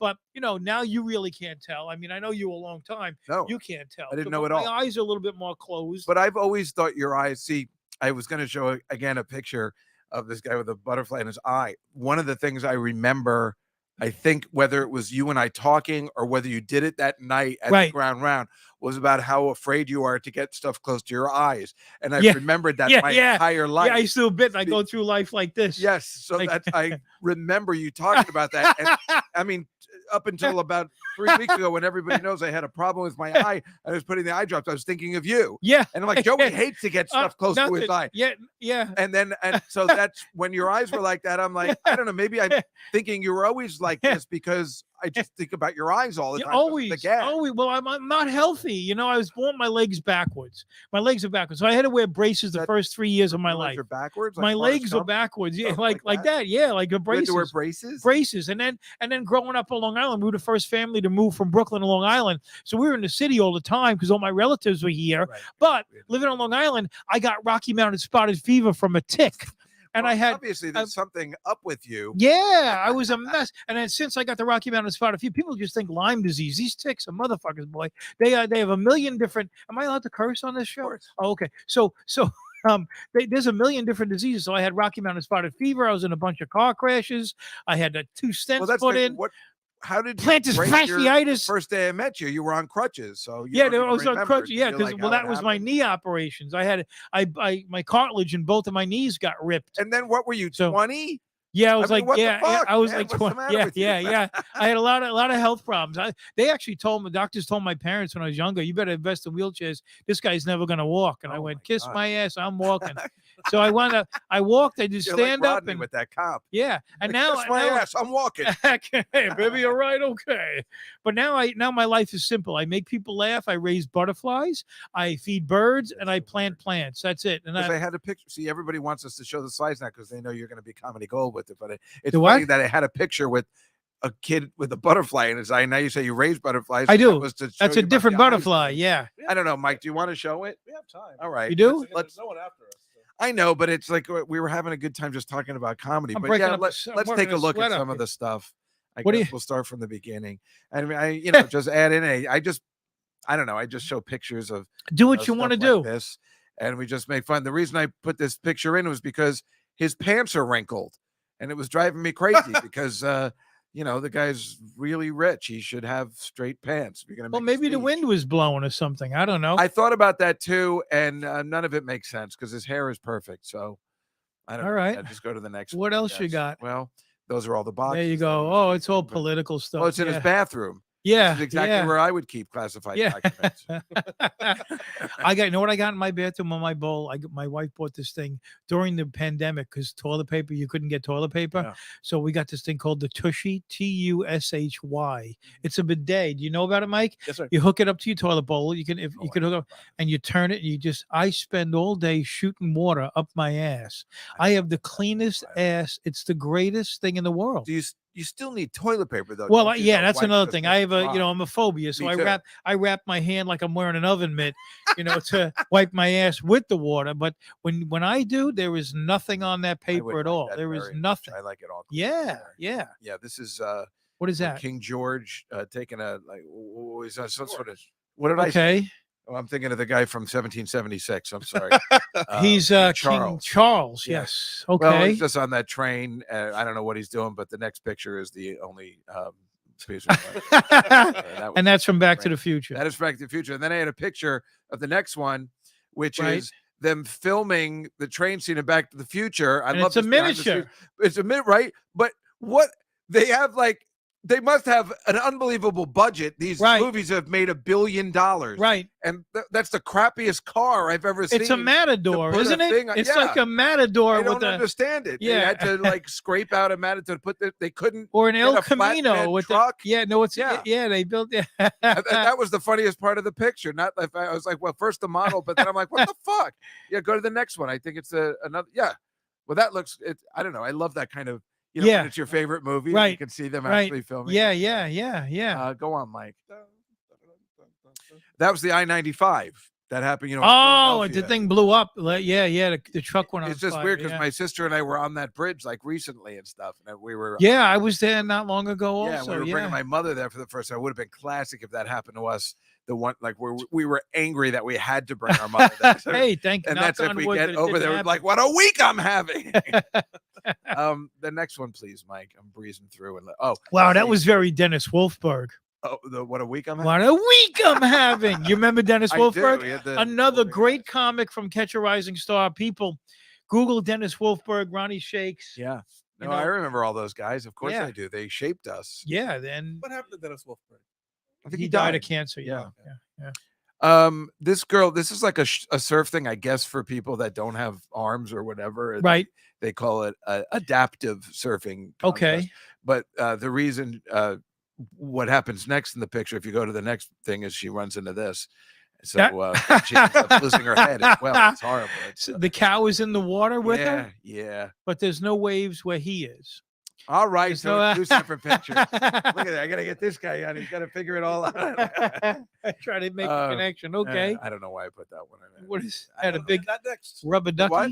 I thought you were going to go with what if they hit that next? Well, that I was. And then look it at just right didn't next seem to it as is the funny. submarine that was 13,000 feet below the, but it's the Titanic They're submarine. never going to find those which guys. is what I don't understand it. It's You know, so why go down there? What are Especially you when doing? you have $1 billion. You got $1 Why billion. ruin it? Yeah, What are you doing? I don't. You know, it's a sign of too much money. Yeah. When you got too much money, like John Denver, I love John Denver. Let me build my own plane and fly it up in the air and crash. Right.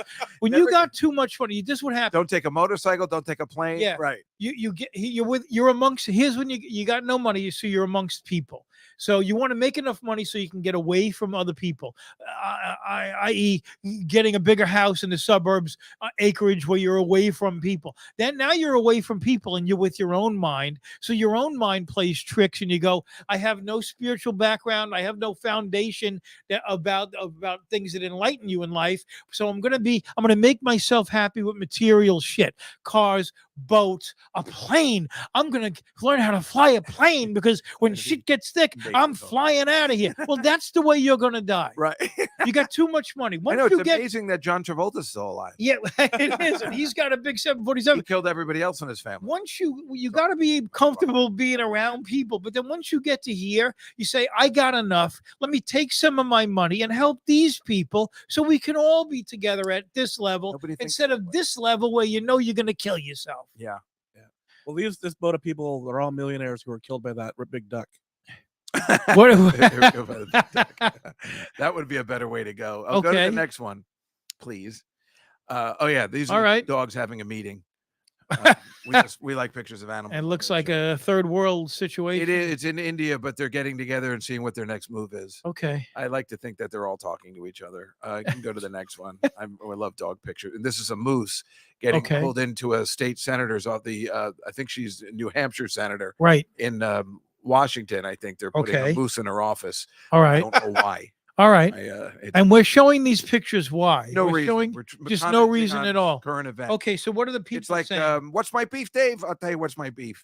Okay. Well, they're saying, We got. oh yeah, this got- one is in Colombia, the state senate in or the Colombian Congress. Oh, that's one of those Tyrannosaurus Rexes. You could buy the costume, right? Is that what that is? Yes, but I like to think it's an actual dinosaur going like, what's going on in here? I like when they talk, but they're That's trying how to say old something the about issues it. are. That Yes. they go back to the Well, Stone see, Age. this is the good thing about Colombian Congress. They're all having a good time. They all seem to get it. They're not as angry. Yeah. Here. Yeah. I like that. Isn't it like Jurassic? Well, it's Park off the Colombia. coast yeah. It's Colombia, so they're all high. They're all coked up. They're all coked up. They're like, shit, that's a fucking dinosaur. Yeah. Good What did you food, say, Mike? though. Doesn't Jurassic Park take place off the coast of South America? Oh, I don't know.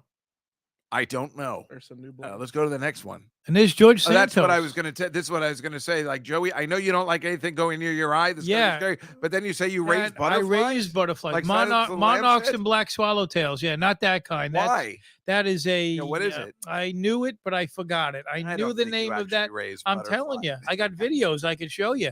You plant parsley and you get the black swallowtail comes down. Right now at my house, I have about 12 pots of parsley, curly parsley, and the black swallowtail comes down. She lays about 50 to 100 eggs, and then you wait 7 or 8 days and they hatch. So I have about between 9 and 12 caterpillars right now, and they eat the parsley because that's the host plant.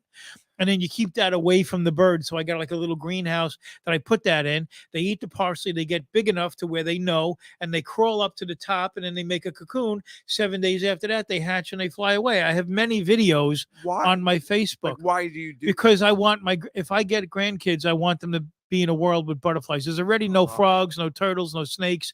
We're losing species on this planet at about 100 to 150 a year. Species just gone. Well, I think that's So there actually might- what that dinosaur was supposed to represent in Colombia. For Exactly. real, He's that's what they gone. were Yeah, saying. he's gone. No, that's But what the plan was. We're not going to have these animals on the planet, and I can't think of a Really world impressive. where there Jenny would Cone be no Sanchez just said, butterflies. God bless this man.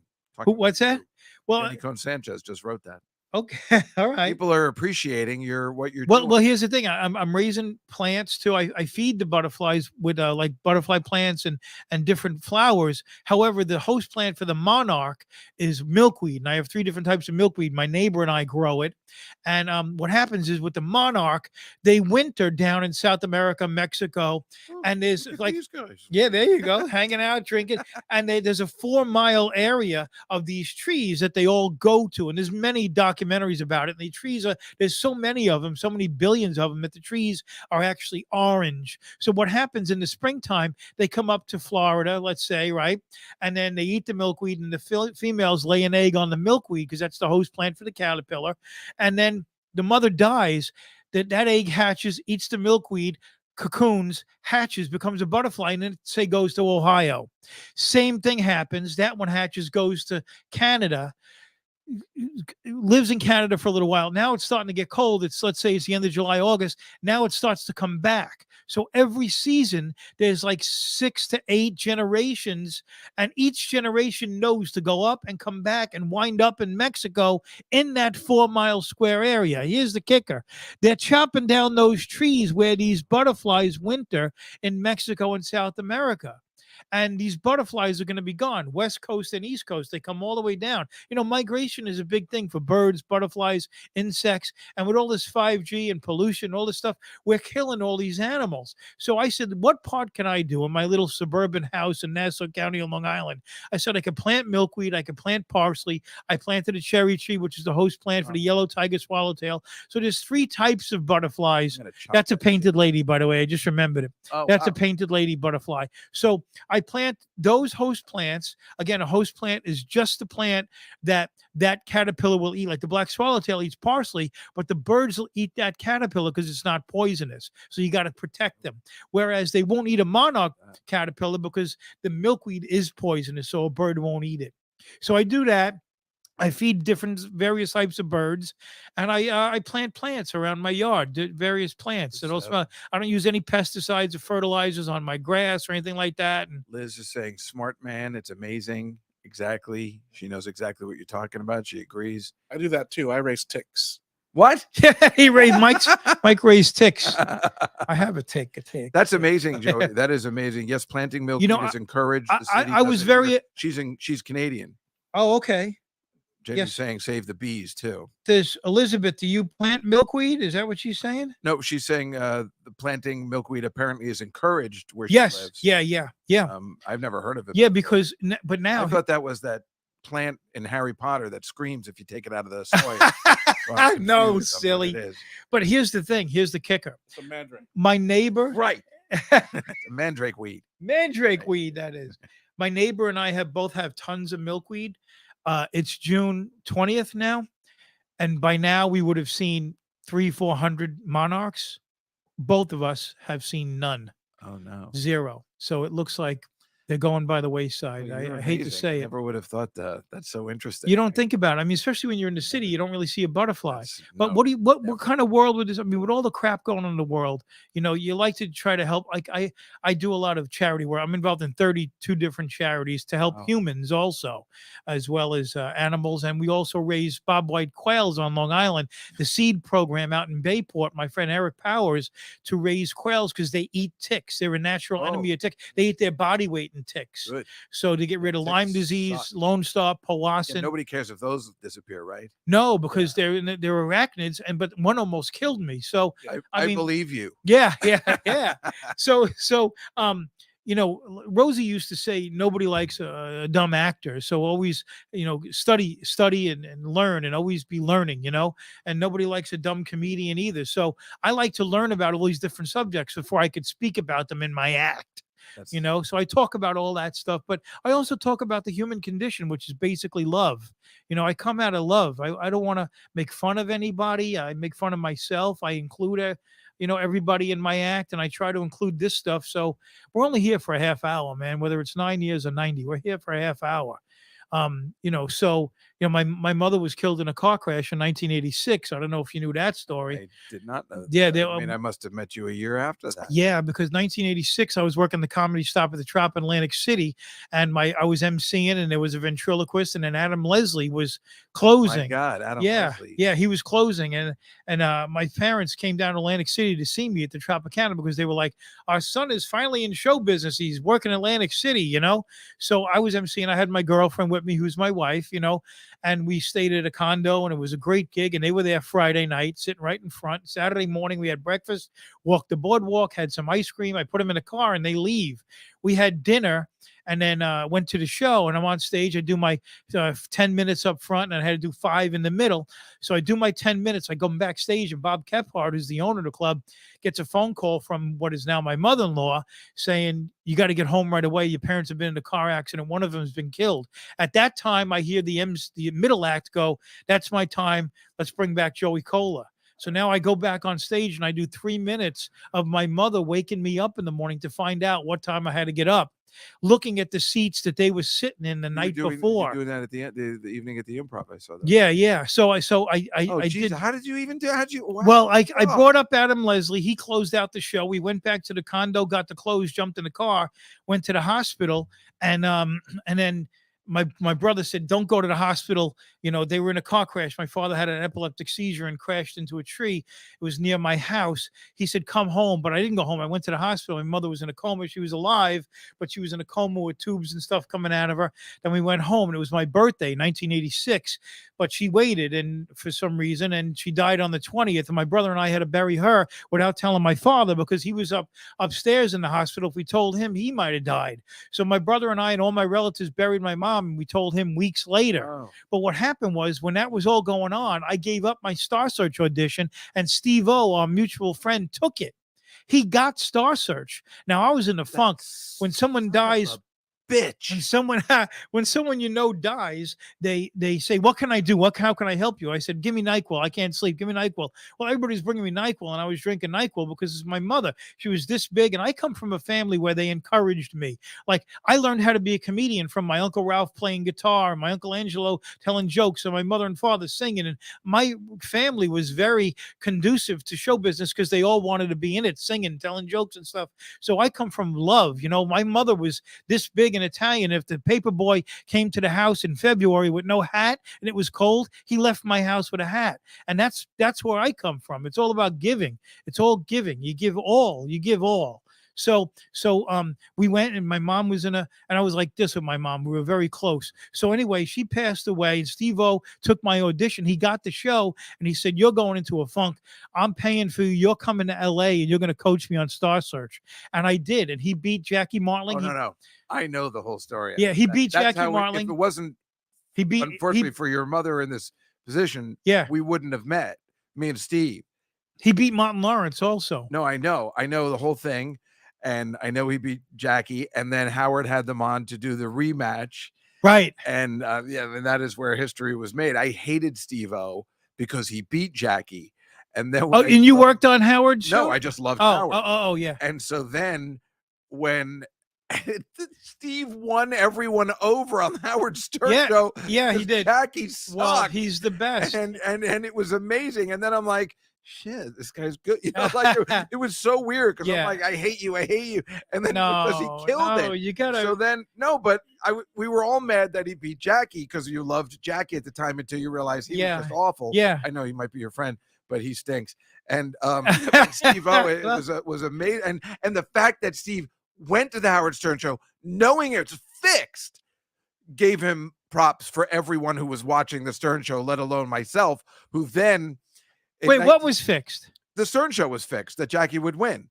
Oh, it was? Jackie didn't deserve to win. He was horrible. Right. He sucked. And Howard even goes, "Shut up, Jackie. You know you lost." I don't remember it. Was it a stand-up? It was straight stand-up? Straight stand-up rematch. It was on Was there an audience? Special. Oh, yes. okay. It was a Howard Stern pay-per-view special where they're going to have a rematch for Jackie because Jackie was complaining, here's what happened. Yeah. Everybody's like, "You're an idiot." Okay. And then Steve-O came back. He didn't need to come back.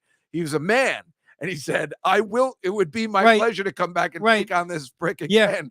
And he beat him and turned the audience around. Everybody was booing Steve when he came out. Right. It was a Jackie audience. Yeah. And Jackie was so bad and Steve was so good. He turned the Howard Stern audience around to love him. Yeah, you know, Steve was a great comedian. He still is. And he's a great writer. He writes for National Lampoon books and stuff like that.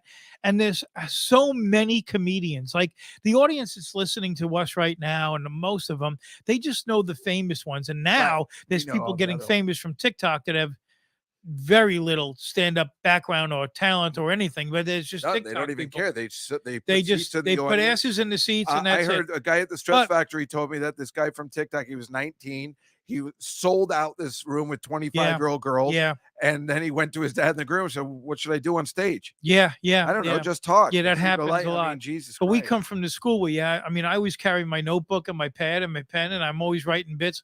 Like Seinfeld said, I'm constantly writing, constantly. Can I make that a bit? Nobody's heard of me. I don't do that. I just get up and talk like I was one of those kids. But I see what you're saying as a professional. But how many comics do you and I know that are better than anybody who's famous? Like most of the people I know that make me laugh, when people say, "Who makes you laugh?" Unless you mention a famous person, they have no idea who you're talking about. When you're watching some of Steve's, in particular, old, watching him as a professional. Yeah. Back in the day. My God. He was the ultimate professional. The ultimate, yes. Whether he's funny or not. Yeah.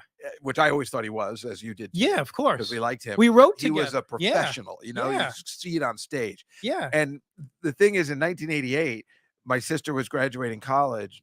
I probably shouldn't have said that. I think it says her age. And my friend Joe Salabi was doing a show at Captain G's. Do you remember that guy? Because he might probably booked Yeah, you I a couple think times. so. Yeah. We went to high school together, and Captain G's. G's in New Jersey. Oh, New Jersey. Yeah. I And he goes, remember "Hey, if that you're going place. down to pick up your sister, can you also pick up Steve O? He's our headliner." Yeah. And I'm like, I don't want to pick up that guy. He beat Jackie Marley. You know? Ah. But then I went to see a show that night in Washington, D.C. He was performing down there. Yeah. And I was like, boy, he was terrific. He was Cellar, he right? was amazing, except for the nerve this guy has. I can't believe we're still friends, because normally if I was to see somebody this now, I'd be like, you got to be kidding. He did an encore. He used to do encores. Yeah. And he would come on and do, "Oh, thank you, everybody. Oh, I didn't know. I guess and he would do his Bugs Bunny material." Yeah. Yeah. And I'm like, this guy's got so much balls. Well, I've never seen the likes of it. And then we drove home together from what, first of all, he also, to me, he was a huge star. Right. Not only was he on Star Search, but he was on Howard. He was a huge star. Yeah. So my dad asked him to help move my sister out. I'm like, "Dad, you can't ask a man like Steve-O to come over." But he was so kind and so nice. Then we drove home and realized we liked getting high and listening to heavy metal. Right. And we were friends ever since. Yeah. The best time together. Yeah, you got mad at him for all the wrong reasons. And then it's just like I did with you. Don't you see the pattern? I stink. Meanwhile, we you love guys you. Are like the nicest we love guy. you. Every time I talk to Steve, no, we're not. We've always loved you. I never knew that you had this other side of you. And if you yeah, you do. Well, there's places on a couch you could work it out. Well, my it's friend. kind of also like fun. I like to be in feuds with people when they don't know I'm in a feud. Because I like the making up process. Right. It's super fun. Right. Bonding. Yeah. But you know the competition was very tough. In order to become a headliner, you had to blow away the headliner you were working with. Yeah. And everybody knew that. Like all the headliners that I worked with, from Bobby Collins and Nelson and Bartlett and Richie Minervini and all of them, Steve knew that. You did not stay friends with somebody because they blew you away on stage. Right. They were your friend and they knew that was your job. The only thing that was sad about it is that if I get on stage and I'm headlining and you middle and blow me away and I can't follow you, the sad part about it is I know I won't be working with you anymore because you're going to headline and we'll be working at different times in different clubs. And that's how a lot of our friends that we know, you don't work with them anymore because they become headliners and moved on. That's what happened to me with one particular person. I don't know what, I got lucky. I'm, opened for him or middled. He's a huge star. Okay. And, the one time at the Princeton Catch, I don't know what I did. I think I was doing the Springsteen bit and I had the music and it was the time and I, killed it. And believe me, that's not Dave Juskow. Dave Juskow doesn't destroy, I got lucky one time. You've done well. I mean, I've done okay, but this was different that day. Yeah. And I remember the guy came up he was coming up and he's like, he was angry that day, my friend. Yeah. Like an old man selling soup back to the, anyway, he just goes he's like, "Oh, you dick." And I didn't do it on purpose. I mean, it just. Wait, he said that to you? Yeah. Well, he said it in a funny way, but he'd never used me again after that. I was supposed to open for him at Caroline's, and they told me I was out. Yeah, there's I've had a lot of. Thought it was going to happen again. Yeah, he doesn't know me. I've had a lot of. I'm not consistent. There are comedians right now doing big tours now at stadiums and stuff that have told me when I've seen them that, you want me to work with you on this? He said, "No, I'm not. I don't want to work that hard to follow the energy you're going to bring to this. And now I got to work that hard." That's why I get asked to open for people all the time. They have no issue. No, but I go against that way of thinking. I want somebody to come up and make me work. That's how I become stronger. I'm with you. I know what you're saying, but most of the people I know aren't like that. You are a hard worker. You're dedicated, and you've been that way the whole time. But most of the comics, Sarah Silverman used to say to me all the time, "All I want to do is do the least amount possible and get high." and she found a way to somehow do that. She doesn't really have to work that hard, even though I think she does. But that was her plan, to Yeah. just somehow make money without doing that. Well, much. whatever your persona is, whether you're Stephen Wright or Sarah, or you're coming at you like I do, whatever the persona is, there's still a lot of work that's got to go into it. I mean, she says that, but when you watch her and you laugh that hard, Of course. there's a lot of energy put in. But it's like that's I think we were talking about. I opened for these guys all know for Jim Gaffigan during COVID Right. at the stadium. I know Jim. Yep. Yeah, Jim and opened up for me one time. I bet. Yeah. I bet he did. Back in the we day. all did. Yeah. We all opened Yeah. for you and the legendary Wid. I just worked with him and Uncle Floyd at a casino in No, you Pennsylvania. didn't. I Yeah. would have gone to that show. I was working with Uncle Floyd and Wid showed up. Actually, he he didn't showed work. up? Yeah, he didn't work. We were just hanging out backstage, but he's doing No, shows. I don't want him to Wid. show up. I The just want- legendary Wid. you don't. I almost got kicked out of this club because for my birthday about 5-6 years ago, I hired him to work my birthday show. And the plan was to have David Attell open up for the Wid. Right. Because Attell, Keith Robinson, anybody from Philly, Jim Yeah, Norton, yeah. we all worship the Wid. Right. Because somebody has to be that Yeah, guy. We yeah. don't want to be that guy. It's like you were saying, we don't want to be the political guy on the edge, the George Carlins that takes Yeah, chances. Yeah. But somebody has to, and he has to be the prop guy. Yeah. So we love him. So he bought in his garbage cans full Right. of props. Yeah. And the manager was like, just go. I never want to see that guy here again. Because it took him a half hour to get out, and Yeah. they needed an audience Yeah, to come yeah, back in. And yeah. I'm like, but this was supposed to be the show. We weren't supposed to have audience members there. And they wrote letters. People they didn't get them. Half the audience got it, half didn't. And Yeah. I found out, my birthday's in August. I found out in October. My friend Lenny Marcus told me, he's like, yeah, they got letters. And I'm like, I didn't know about that. They didn't want to hurt your feelings. I love the Wid. I want him Yeah. to perform. I Yeah. was just thinking before you got here, I'm like, I should hire him again for my birthday. I used to tell, when he was first starting out, I used to headline Caroline's and do when Caroline's, it wasn't show. Everything's a showcase thing now. Like even downstairs, they do 10 or 15 minutes and they move on. But I would do Caroline's and do a 45-minute remember set. I used to be managed by them. So one of the best parts about when they were in the Broadway thing Right. was that you would be there once or twice a year. Yes. Brian Regan. Yes. So I got Richard, not Rich Jenny. Larry. No, Larry Miller. Larry Miller. I was Yes. thinking of Yes. Christopher Miller. Yes. Another great comic. Right. So I'd get to see, because they were managed, I could just be Right. there and I'd get to see everybody Yeah. do a full 45 minutes Right. to an hour. Yeah. And that was the best. Yeah. That was the best because you're in that status Yeah. where I was lucky enough to see it. And it really Yeah. helped, seeing you guys do Yeah. fuller sets. I remember when I Yeah. saw Larry Miller do his thing about coming out at night with the, when you're at the bar Right. and all the kind of stuff. The drunk bit. Yeah, the yeah. Stages of drunk. I remember yeah. saying I'd like to have a longer bit. I'd Right. like to try something like Yeah, that. And yeah, So chunks. seeing all you guys do stuff Chunks, like that yeah. was really helpful. Well, it's chunks. When you go on the road, you have to do that 45 minutes to an hour. So my act became modular. I have this chunk, this chunk, this chunk, and I can open with this and close with this. They're all modular, and each bit there's a formula to it to stand up. Like Rita Rudner, set up, punch, set up, punch, set up, punch. But my formula that works best for me with my energy and my personality is, you set up and then punch it, tag twice or tag it 3 times, and then you start another premise. So because if you could punch it twice, if you could punch a premise twice, 2 punchlines and then a tag, then you got the roll going. If you could tag it 2 or 3 times, then that's a belly laugh, and then you could start another premise if it's connected to that previous premise, and you could still keep tagging that last punchline.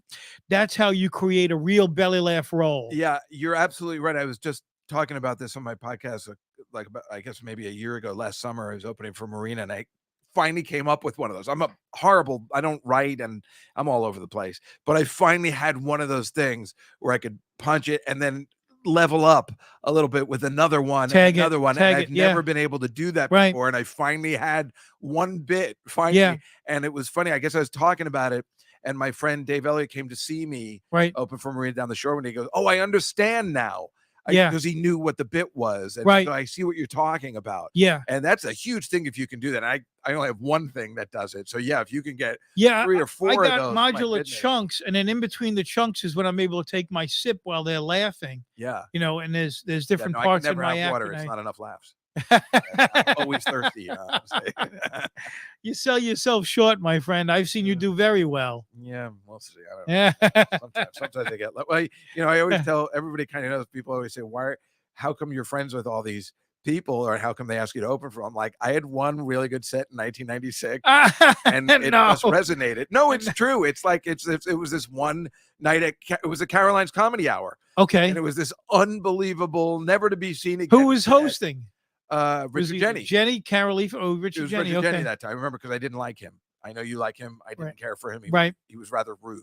He was too rude to you. Very Okay. upset yes. that I did so well. He was. Okay. Yes, it was very obvious. All right. I know that sounds crazy, but I'm not. No, there are rude people in the business. Yeah. People ask me who was rude to you, and I say the only name I can come up with was Barbara Walters. When because I used to produce the opening announce on the Rosie O'Donnell show. Yeah, I used to pick the person from the audience who said, "And now here's Rosie." Oh, is that right? Oh, hi, I'm Dave Juskow from this place, and on today on the Rosie show, George Clooney, Jennifer Lopez, and Elton John. Hit it, John. Da, da, da, da, da, da. And now here's Rosie. So it was a 2-camera shoot. It was this camera here, read the prompter, and then the graphic plays, the cartoon, and then it's hit it, John. There's another camera from here. So everybody, we had some celebrities do it sometimes. So I had to rehearse Barbara Walters that day. So I got the script, and this is way before warming up the crowd or anything. I go in the dressing room and I go, "Hi, Miss Walters. My name is Joey. I'm the warm-up guy, and I produce the opening announce segment, and I'd love to just go over it. Here's the lines. It's 2 cameras. It's not that tricky at all. It's just that the stage manager is going to throw from one camera to the other one." She goes, "Get away from me. I don't need to look at that. Get away." She dismissed me quick. Wow. So at that point, I was like, "Fuck you. All right, you want me?" And sure enough, she fucked it up. Really? Yeah, because she was looking at the same camera, and the stage manager's like, "No, it's this camera," and she had a problem with it. And she acted so rude to me. But sometimes there's rude people, but you got to let that go. Life's too short. No, never let that go. Yeah. Then when she's dead, you go, "Good riddance." What's the matter with you? No, you have a memory, but butterflies and all that stuff. You ought to be ashamed of yourself. No, because when you let it go, something good comes around, and you just got to have your eyes wide open to see it. That's all. That's all. Oh my God. Well, I got to show Mike. Just get to the last photos because we got to go. But okay. That's stupid. Speaking of coming around. Well, I was always fascinated. That was actually me on Evening at the Improv back in 1987. No, go to the last ones. And that fucked all that stuff. That's the there you go. What's the NBA, the okay. other stuff. Oh, you know what that is? No. That's people in Denmark at the fucking Def Leppard concert. Like yesterday. All right. Not okay. 1986. I'm sorry. Go on, Mike. All right. All right. Just go. That's a kazoo festival. It doesn't matter. I just want to get to the. Oh no, it's kazoo. That was the Wordle word this is 2 days ago. This is the. Oh, it was. Yeah. This is a tomato throwing contest, or not kind of. It's a thing they have in. I don't know where. All right. Spain. It's like in fact, it's so popular. When you go to the next one, look what happens. This fucking kid got hit in the face, and she's of course. Oh, and that the tomatoes sting. Bring your kids there, and then go to the next one. It's like it's such a big thing. They set you up with hotels, and one of them sold out for the tomato smashing festival. I mean, what the fuck is happening? That's in Spain. Oh anyway, God. Go to the next one because I just want to move on. Move on with fish. That's that's dead. Don't worry, that's dead bunker. That's bunker. Morse Bunker, Manhattan, that was run up on the beach by striped bass and bluefish because they were being chased. So they'd rather beach themselves than be chased by. You know about this? Yeah, because I go surf fishing, and that's what we use for bait a lot of times. They're called bunker. That's why there's so many whales and dolphins and everything off Jersey and New York now. Those breed in fresh water. They go up streams. So what was happening is there's lakes on Long Island and New Jersey that they would come down like a waterfall, and those fish weren't able to get up these walls to breed in the freshwater lake like a trout or a salmon would. So what they did on Long Island and New Jersey was they leveled it down so the fish can come up, breed, have eggs and babies, and that could all run out to the salt water. They did it to such a great degree that there's football field-sized schools all over the Atlantic Ocean, and the sharks and bluefish and striped bass and whales and dolphins, they're all eating this stuff. So it's all like sardines, like food everywhere. Wow. I mean, I could show you a video that a friend of mine took. This was in Texas. in Montauk that there's like I said, football field, big of the I've never feeding seen frenzy. anything like this before. Is it Yeah. new? There's a lot of bait fish. So when that happens, people say, "Oh, why there's so many sharks?" Because they're all feeding on this That's bunker. why they're coming so close to the shore. Because these fish, so Oh. these fish obviously got run up. They like there's a huge school, and you got big, huge striped bass and bluefish that had nothing but teeth, and they swallow them whole. Oh. They run them up. They run them up on the beach. I see. And when the tide is high, they're getting out of the way. So then the tide goes out, and where are they left on the beach dead? Wow. And look at all of them. Yeah. That must go like a mile. Yeah, it happens in the Peconic Bay on Long Island. It happens a lot of places. Wow. Move on, Mike. Please. Move on. I'm just trying to get that's a newly ordained priest. I mean, what fun it is. Okay, there you go. Let's break his leg. Come on. Oh, that was a sad you heard about thing. this? I saw it. Yeah. He's actually passed out from the heat, Mike. Well, here's the thing. But what are you going to get when you wear one of those fucking hats? Well, that's right. With no air conditioning in there. I mean, even Mickey Mouse has air conditioning in his thing. But did you see the rest of that video? No. In the back to the left, you see those people running towards him? Yeah. So instead of like coming on with an ambulance or like a gurney that wheels, they run on with a World War One 2 sticks and a piece of cloth in the middle, and they load him on that, trombone and all, and they run him off like it's World War One or like the Civil War. That's really fucked up. Yeah. Go to the next one, please. I didn't know you knew about that. Go to the next one. Just My go to house. the next one. Next one. That guy's. Why would you do that? That's you. All right. Here. Now we go to me. the next one. There it is. That's you, Oh, Rachel Ray. that's Rachel. Yes, and yes. that was when she did an entire segment on you. It was, which was fantastic. And folks, if you watch it, it's on YouTube. Yeah. Watch the whole segment. Then you'll see what I'm talking about what Joey does. People that make you feel good in the morning. Yeah. People that make you feel good. And they chose me.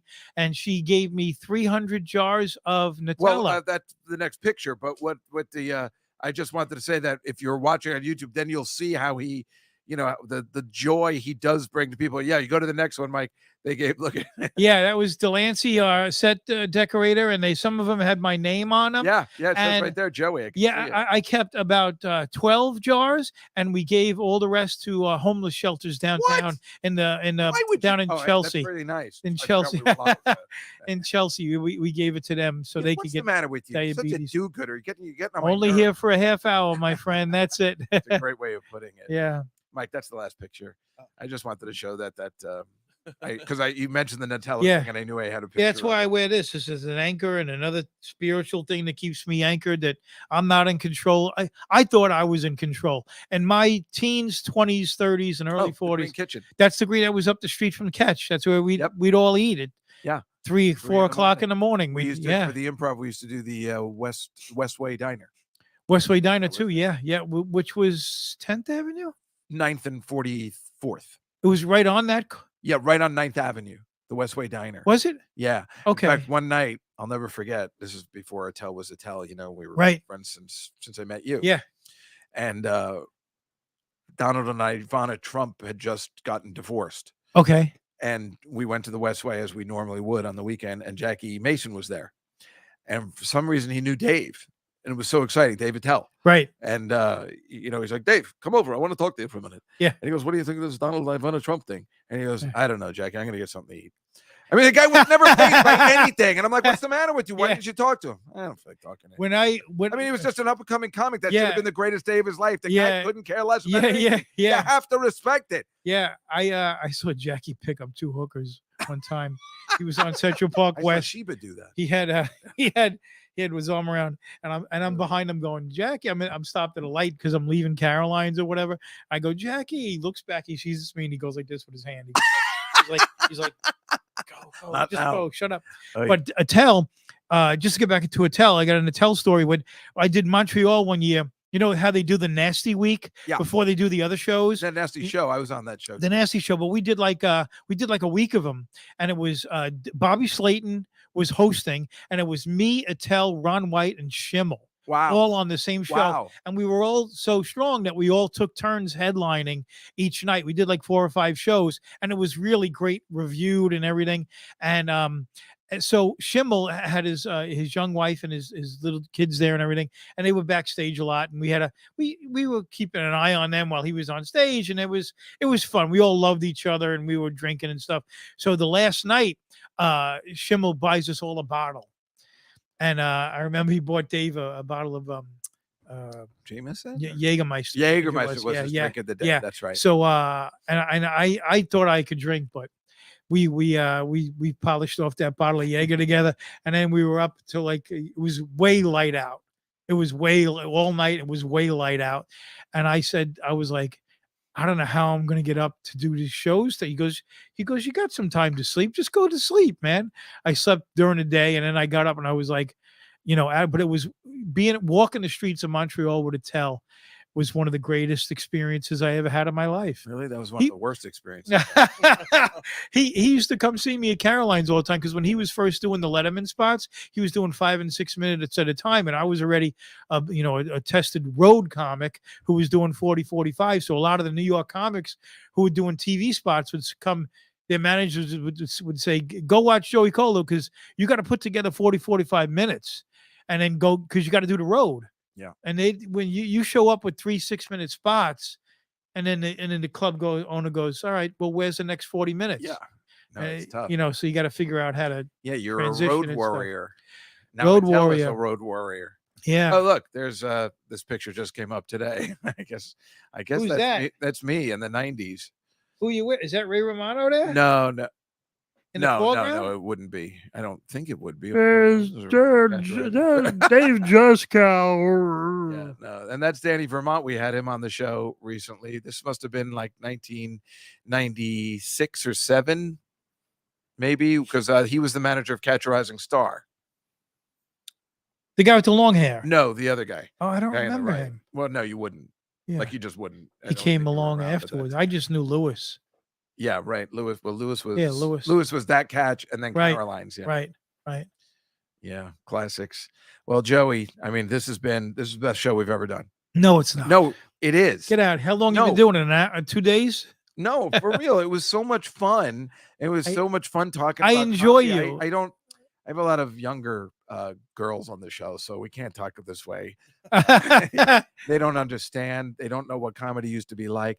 Half of the people I know. Well, now I hope I don't understand. sound old. No. It's been fantastic. I'm 60, going to be 62, so that's just my experience. No, but exactly. We have the same experiences, and people don't remember what it used to be. They had to hang out till Right. 2 a.m. to go on. Maybe they'll put you on. It's not like that anymore. And there was TikTok. There's all didn't these other matter, shows. The and Grizzly Pear next door. Yeah, They'll put yeah. you on for 5 minutes. You don't have to wait till 2. it was all word of mouth. This But guy. you could only go to the comedy clubs. You Yeah. didn't have like bars that did shows. and Yeah, stuff comedy like that, clubs. so- Well, there was a couple of bars in the city. but Eddie Brill had a bar in the city on First Avenue. Moon something Moon, or Eddie Brill had a Moonstruck, couple. I think. What didn't he have? No, that was the diner. He had a one nighter or something like that. There was like one nighters, Right, but but a couple. But mostly you had to be at the comedy clubs. you had to be there, and then word of Thanks, mouth. Joey and Dave. Wow, what a fun show! Oh, Everybody thanks, loved it. thanks, Elizabeth. Thanks, Ange. Yeah. Thank you, Thanks, Cammy. Cammy. Wow, look at that. Yeah. That's great. It really is great. Thank you, Jules. Yeah, Thank you, friend me Jules. on Jules is from Instagram Long Island. at the Joey Kola or KOLA or Yeah, also, Facebook or Now you're gonna. I just know this off the top of my head, and then you can tell me Right. where else you're going to be. But I know on June 29th you're going to be at 360 Parks in Salem, Pennsylvania. But on August 16th, wait. The Parks Casino. is that what it is? Is it the Parks Casino? Yeah, August 16th. It says Daryl's house in Pauling. Is that the Daryl Hall's house? Daryl that I Hall's watched house on TV? in Pauling. I've Yeah, been waiting to go there yeah, my whole life. yeah. Mark I Riccadonna love booked that me there. show. Yeah. They're doing stand up now. That and, is yeah, so I'm going to be up cool. there doing that with Daryl Hall. Yeah, Is he going to Yeah. be there? I don't know if he's going to be there. I watched Riccadonna- that show. I don't think they do any more shows, but that show. Mark Riccadonna. Did I you don't ever know if watch they- the show? I watched the musical Live show, but I Daryl's haven't House? seen stand up. The I musical know show, Greg yeah.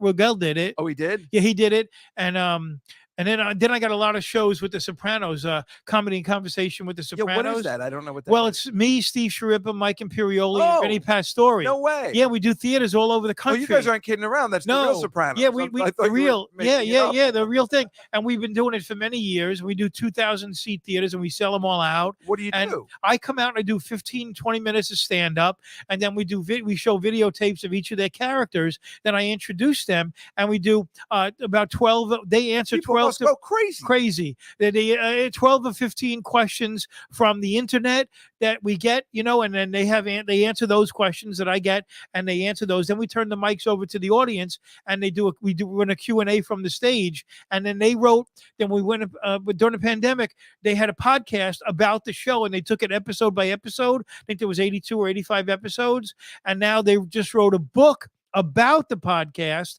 and then then the book was hardcover and softcover, and now HBO just picked up all the video from the podcast that Max is going to be running, so with Sharippa and Mike Imperioli. So Vinny Pastore is doing movies now. So and when is this? When can people we got see this? if you go to Comedy and Conversation with Sopranos, Comedy and Conversation, hosted by Joey Kola, you'll see we have like 8 shows coming up in the fall. We got to go to Detroit, Minnesota, New Haven, Peekskill. We do big theaters all over the country. Started out Detroit and Minnesota, made sense. Then he went to Peekskill. Yeah.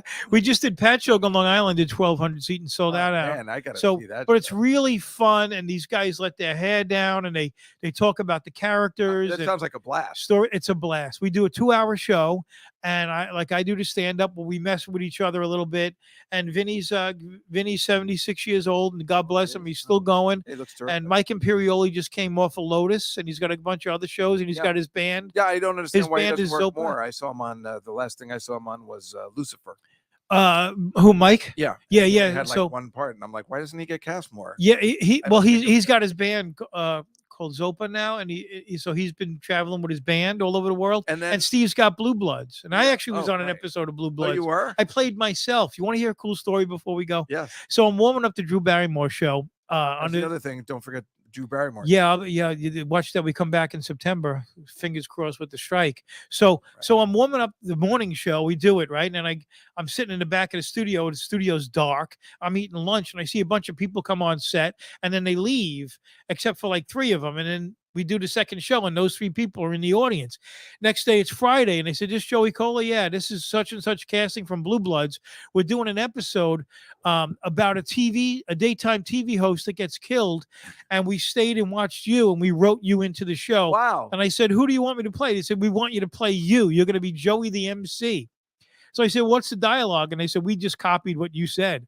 So they wrote what I said in the script, and then I came out. The Mimi Martinez show it was. I said, "You guys ready to see Mimi? Yeah!" And it turned out like that her husband and the producer are in cahoots, and they killed her. And I was in that, but I had a scene with Donnie Wahlberg and the lady who plays his partner on the show. So I had an episode of Blue Bloods. So I call Sharippa and I go, "I'm going to be on Blue Bloods." He goes, "I had nothing to do with that." I said, "I know. I got it on my own through the Drew Barrymore show." Oh, that's fantastic. Yeah, and Drew is great, and she is nice. She's really nice, and Rachel Ray is great, and Rosie I know from the you clubs. Got lucky, except for the Barbara Walters thing. That was the only thing, and that wasn't even that big a deal. I mean, life. Right. You weren't working on her show. Right. Yeah, I mean, for as much health things that have happened to me and my mom getting killed and things like that, when you do the look back, say I was to die tomorrow, the look back on my life was nothing short of a miracle. It was just beautiful, and I had a beautiful wife, my beautiful kids, and I got to release Butterflies. And I mean, I've seen some really bad stuff happen in my life. We all do.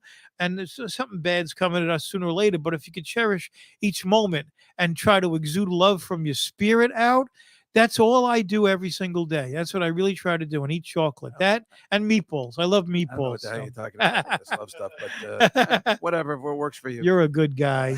You're a good guy. I have the exact opposite experience of life than you do. But no, Joey, this has been awesome. Thank you so much, Dave. And Mike, thank you so much. You came all the way here today, but you need to come back more often because this has been so much I'll come here as much as you want. I was hoping our friend Steve was going to come into town next week. Yeah, he was in Ireland. He was going to stop by New York. The 3 of us could have it would have been Oh, he's unbelievably awesome because he's got he's- stories, we got stories. yeah, and he's funny to a whole nother level. Talk about these people that are watching this show would be on the floor He's laughing. interesting and Yeah. he's funny in a different level. Yeah. Well, it's today's kind of fun. today's show, when I'm here, I mean, your audience doesn't really know who I am, so it's kind of an introductory thing. Yeah. So I could be a lot funnier next few times I'm on. I think you did 'Cause I pretty wanna good be- today. I want to be funnier, you know. No, So it's like, let's just say, even if nobody thought you were funny, yeah. they're all going to be like, boy, what a great guy, what a kind person, Oh, thank you. what a kind soul. Thank you. I think thank I you. even saw that written at one point, and that's Ange sometimes says- that's all you ask for. Ange said, "Please come back." Of course I will. Everybody wants you back. Thank you, Ange. Thank you, Ange. And I'm a Thank you. fan of Joey. My Aunt Judy just told us about her dinner, that she's going to have frozen dinners. maybe she wasn't paying attention. But other than that, Mike, where are you going to be this week and what's on the podcast? Follow me at Mike B. Suarez. White Lightning is the newest episode of Retrospective Promenade. First weekend of New York. first weekend of July, I'll be at the Laugh Out Loud Comedy Club in San Antonio with Ian Fidance. And the next week, I'll be at the Plano House of Comedy with Sean Donnelly. Excellent. I worked at Laugh Out Loud one time. I stayed at a hotel, and outside the front of there was a bush, and you know what was under the bush? A baby rattlesnake. You know what? I'm sorry. Swear to You God. just reminded me of another bit that you did the first night I ever saw you. What? And the weird part is, we were talking about it last week with the girl who was here. You were talking about Bob Ross, the painter. Yeah, I'll never forget that gag. That was one of the funniest gags they'd ever I seen. flipped him. It was You were talking. He was a Vietnam. it you was did him it as was a Howard Vietnam guy? Stern's favorite bit. He told Kinnison to come see me in Vegas. Oh yeah, you had the and thing he where did. behind the bush. And Bob Ross Can't wrote say it now, but he wrote me a letter. I don't do the bit anymore because it's a can't. little Yeah, offensive. yeah. But he sent me a whole paint kit in the mail and a handwritten letter. No way. Yeah, he It just I occurred still to me when you said the bush. yeah. I'm like, Little why bit does of that sound take a familiar? little bit of blue, Bush little bit of radio. green. Yeah. But I heard Dude, I remember I that looked by- under the bush and there's a rattlesnake across the street from that Laugh Out Loud comedy club in San Antonio. Yeah. But I got that first night I met you. I remember so much stuff.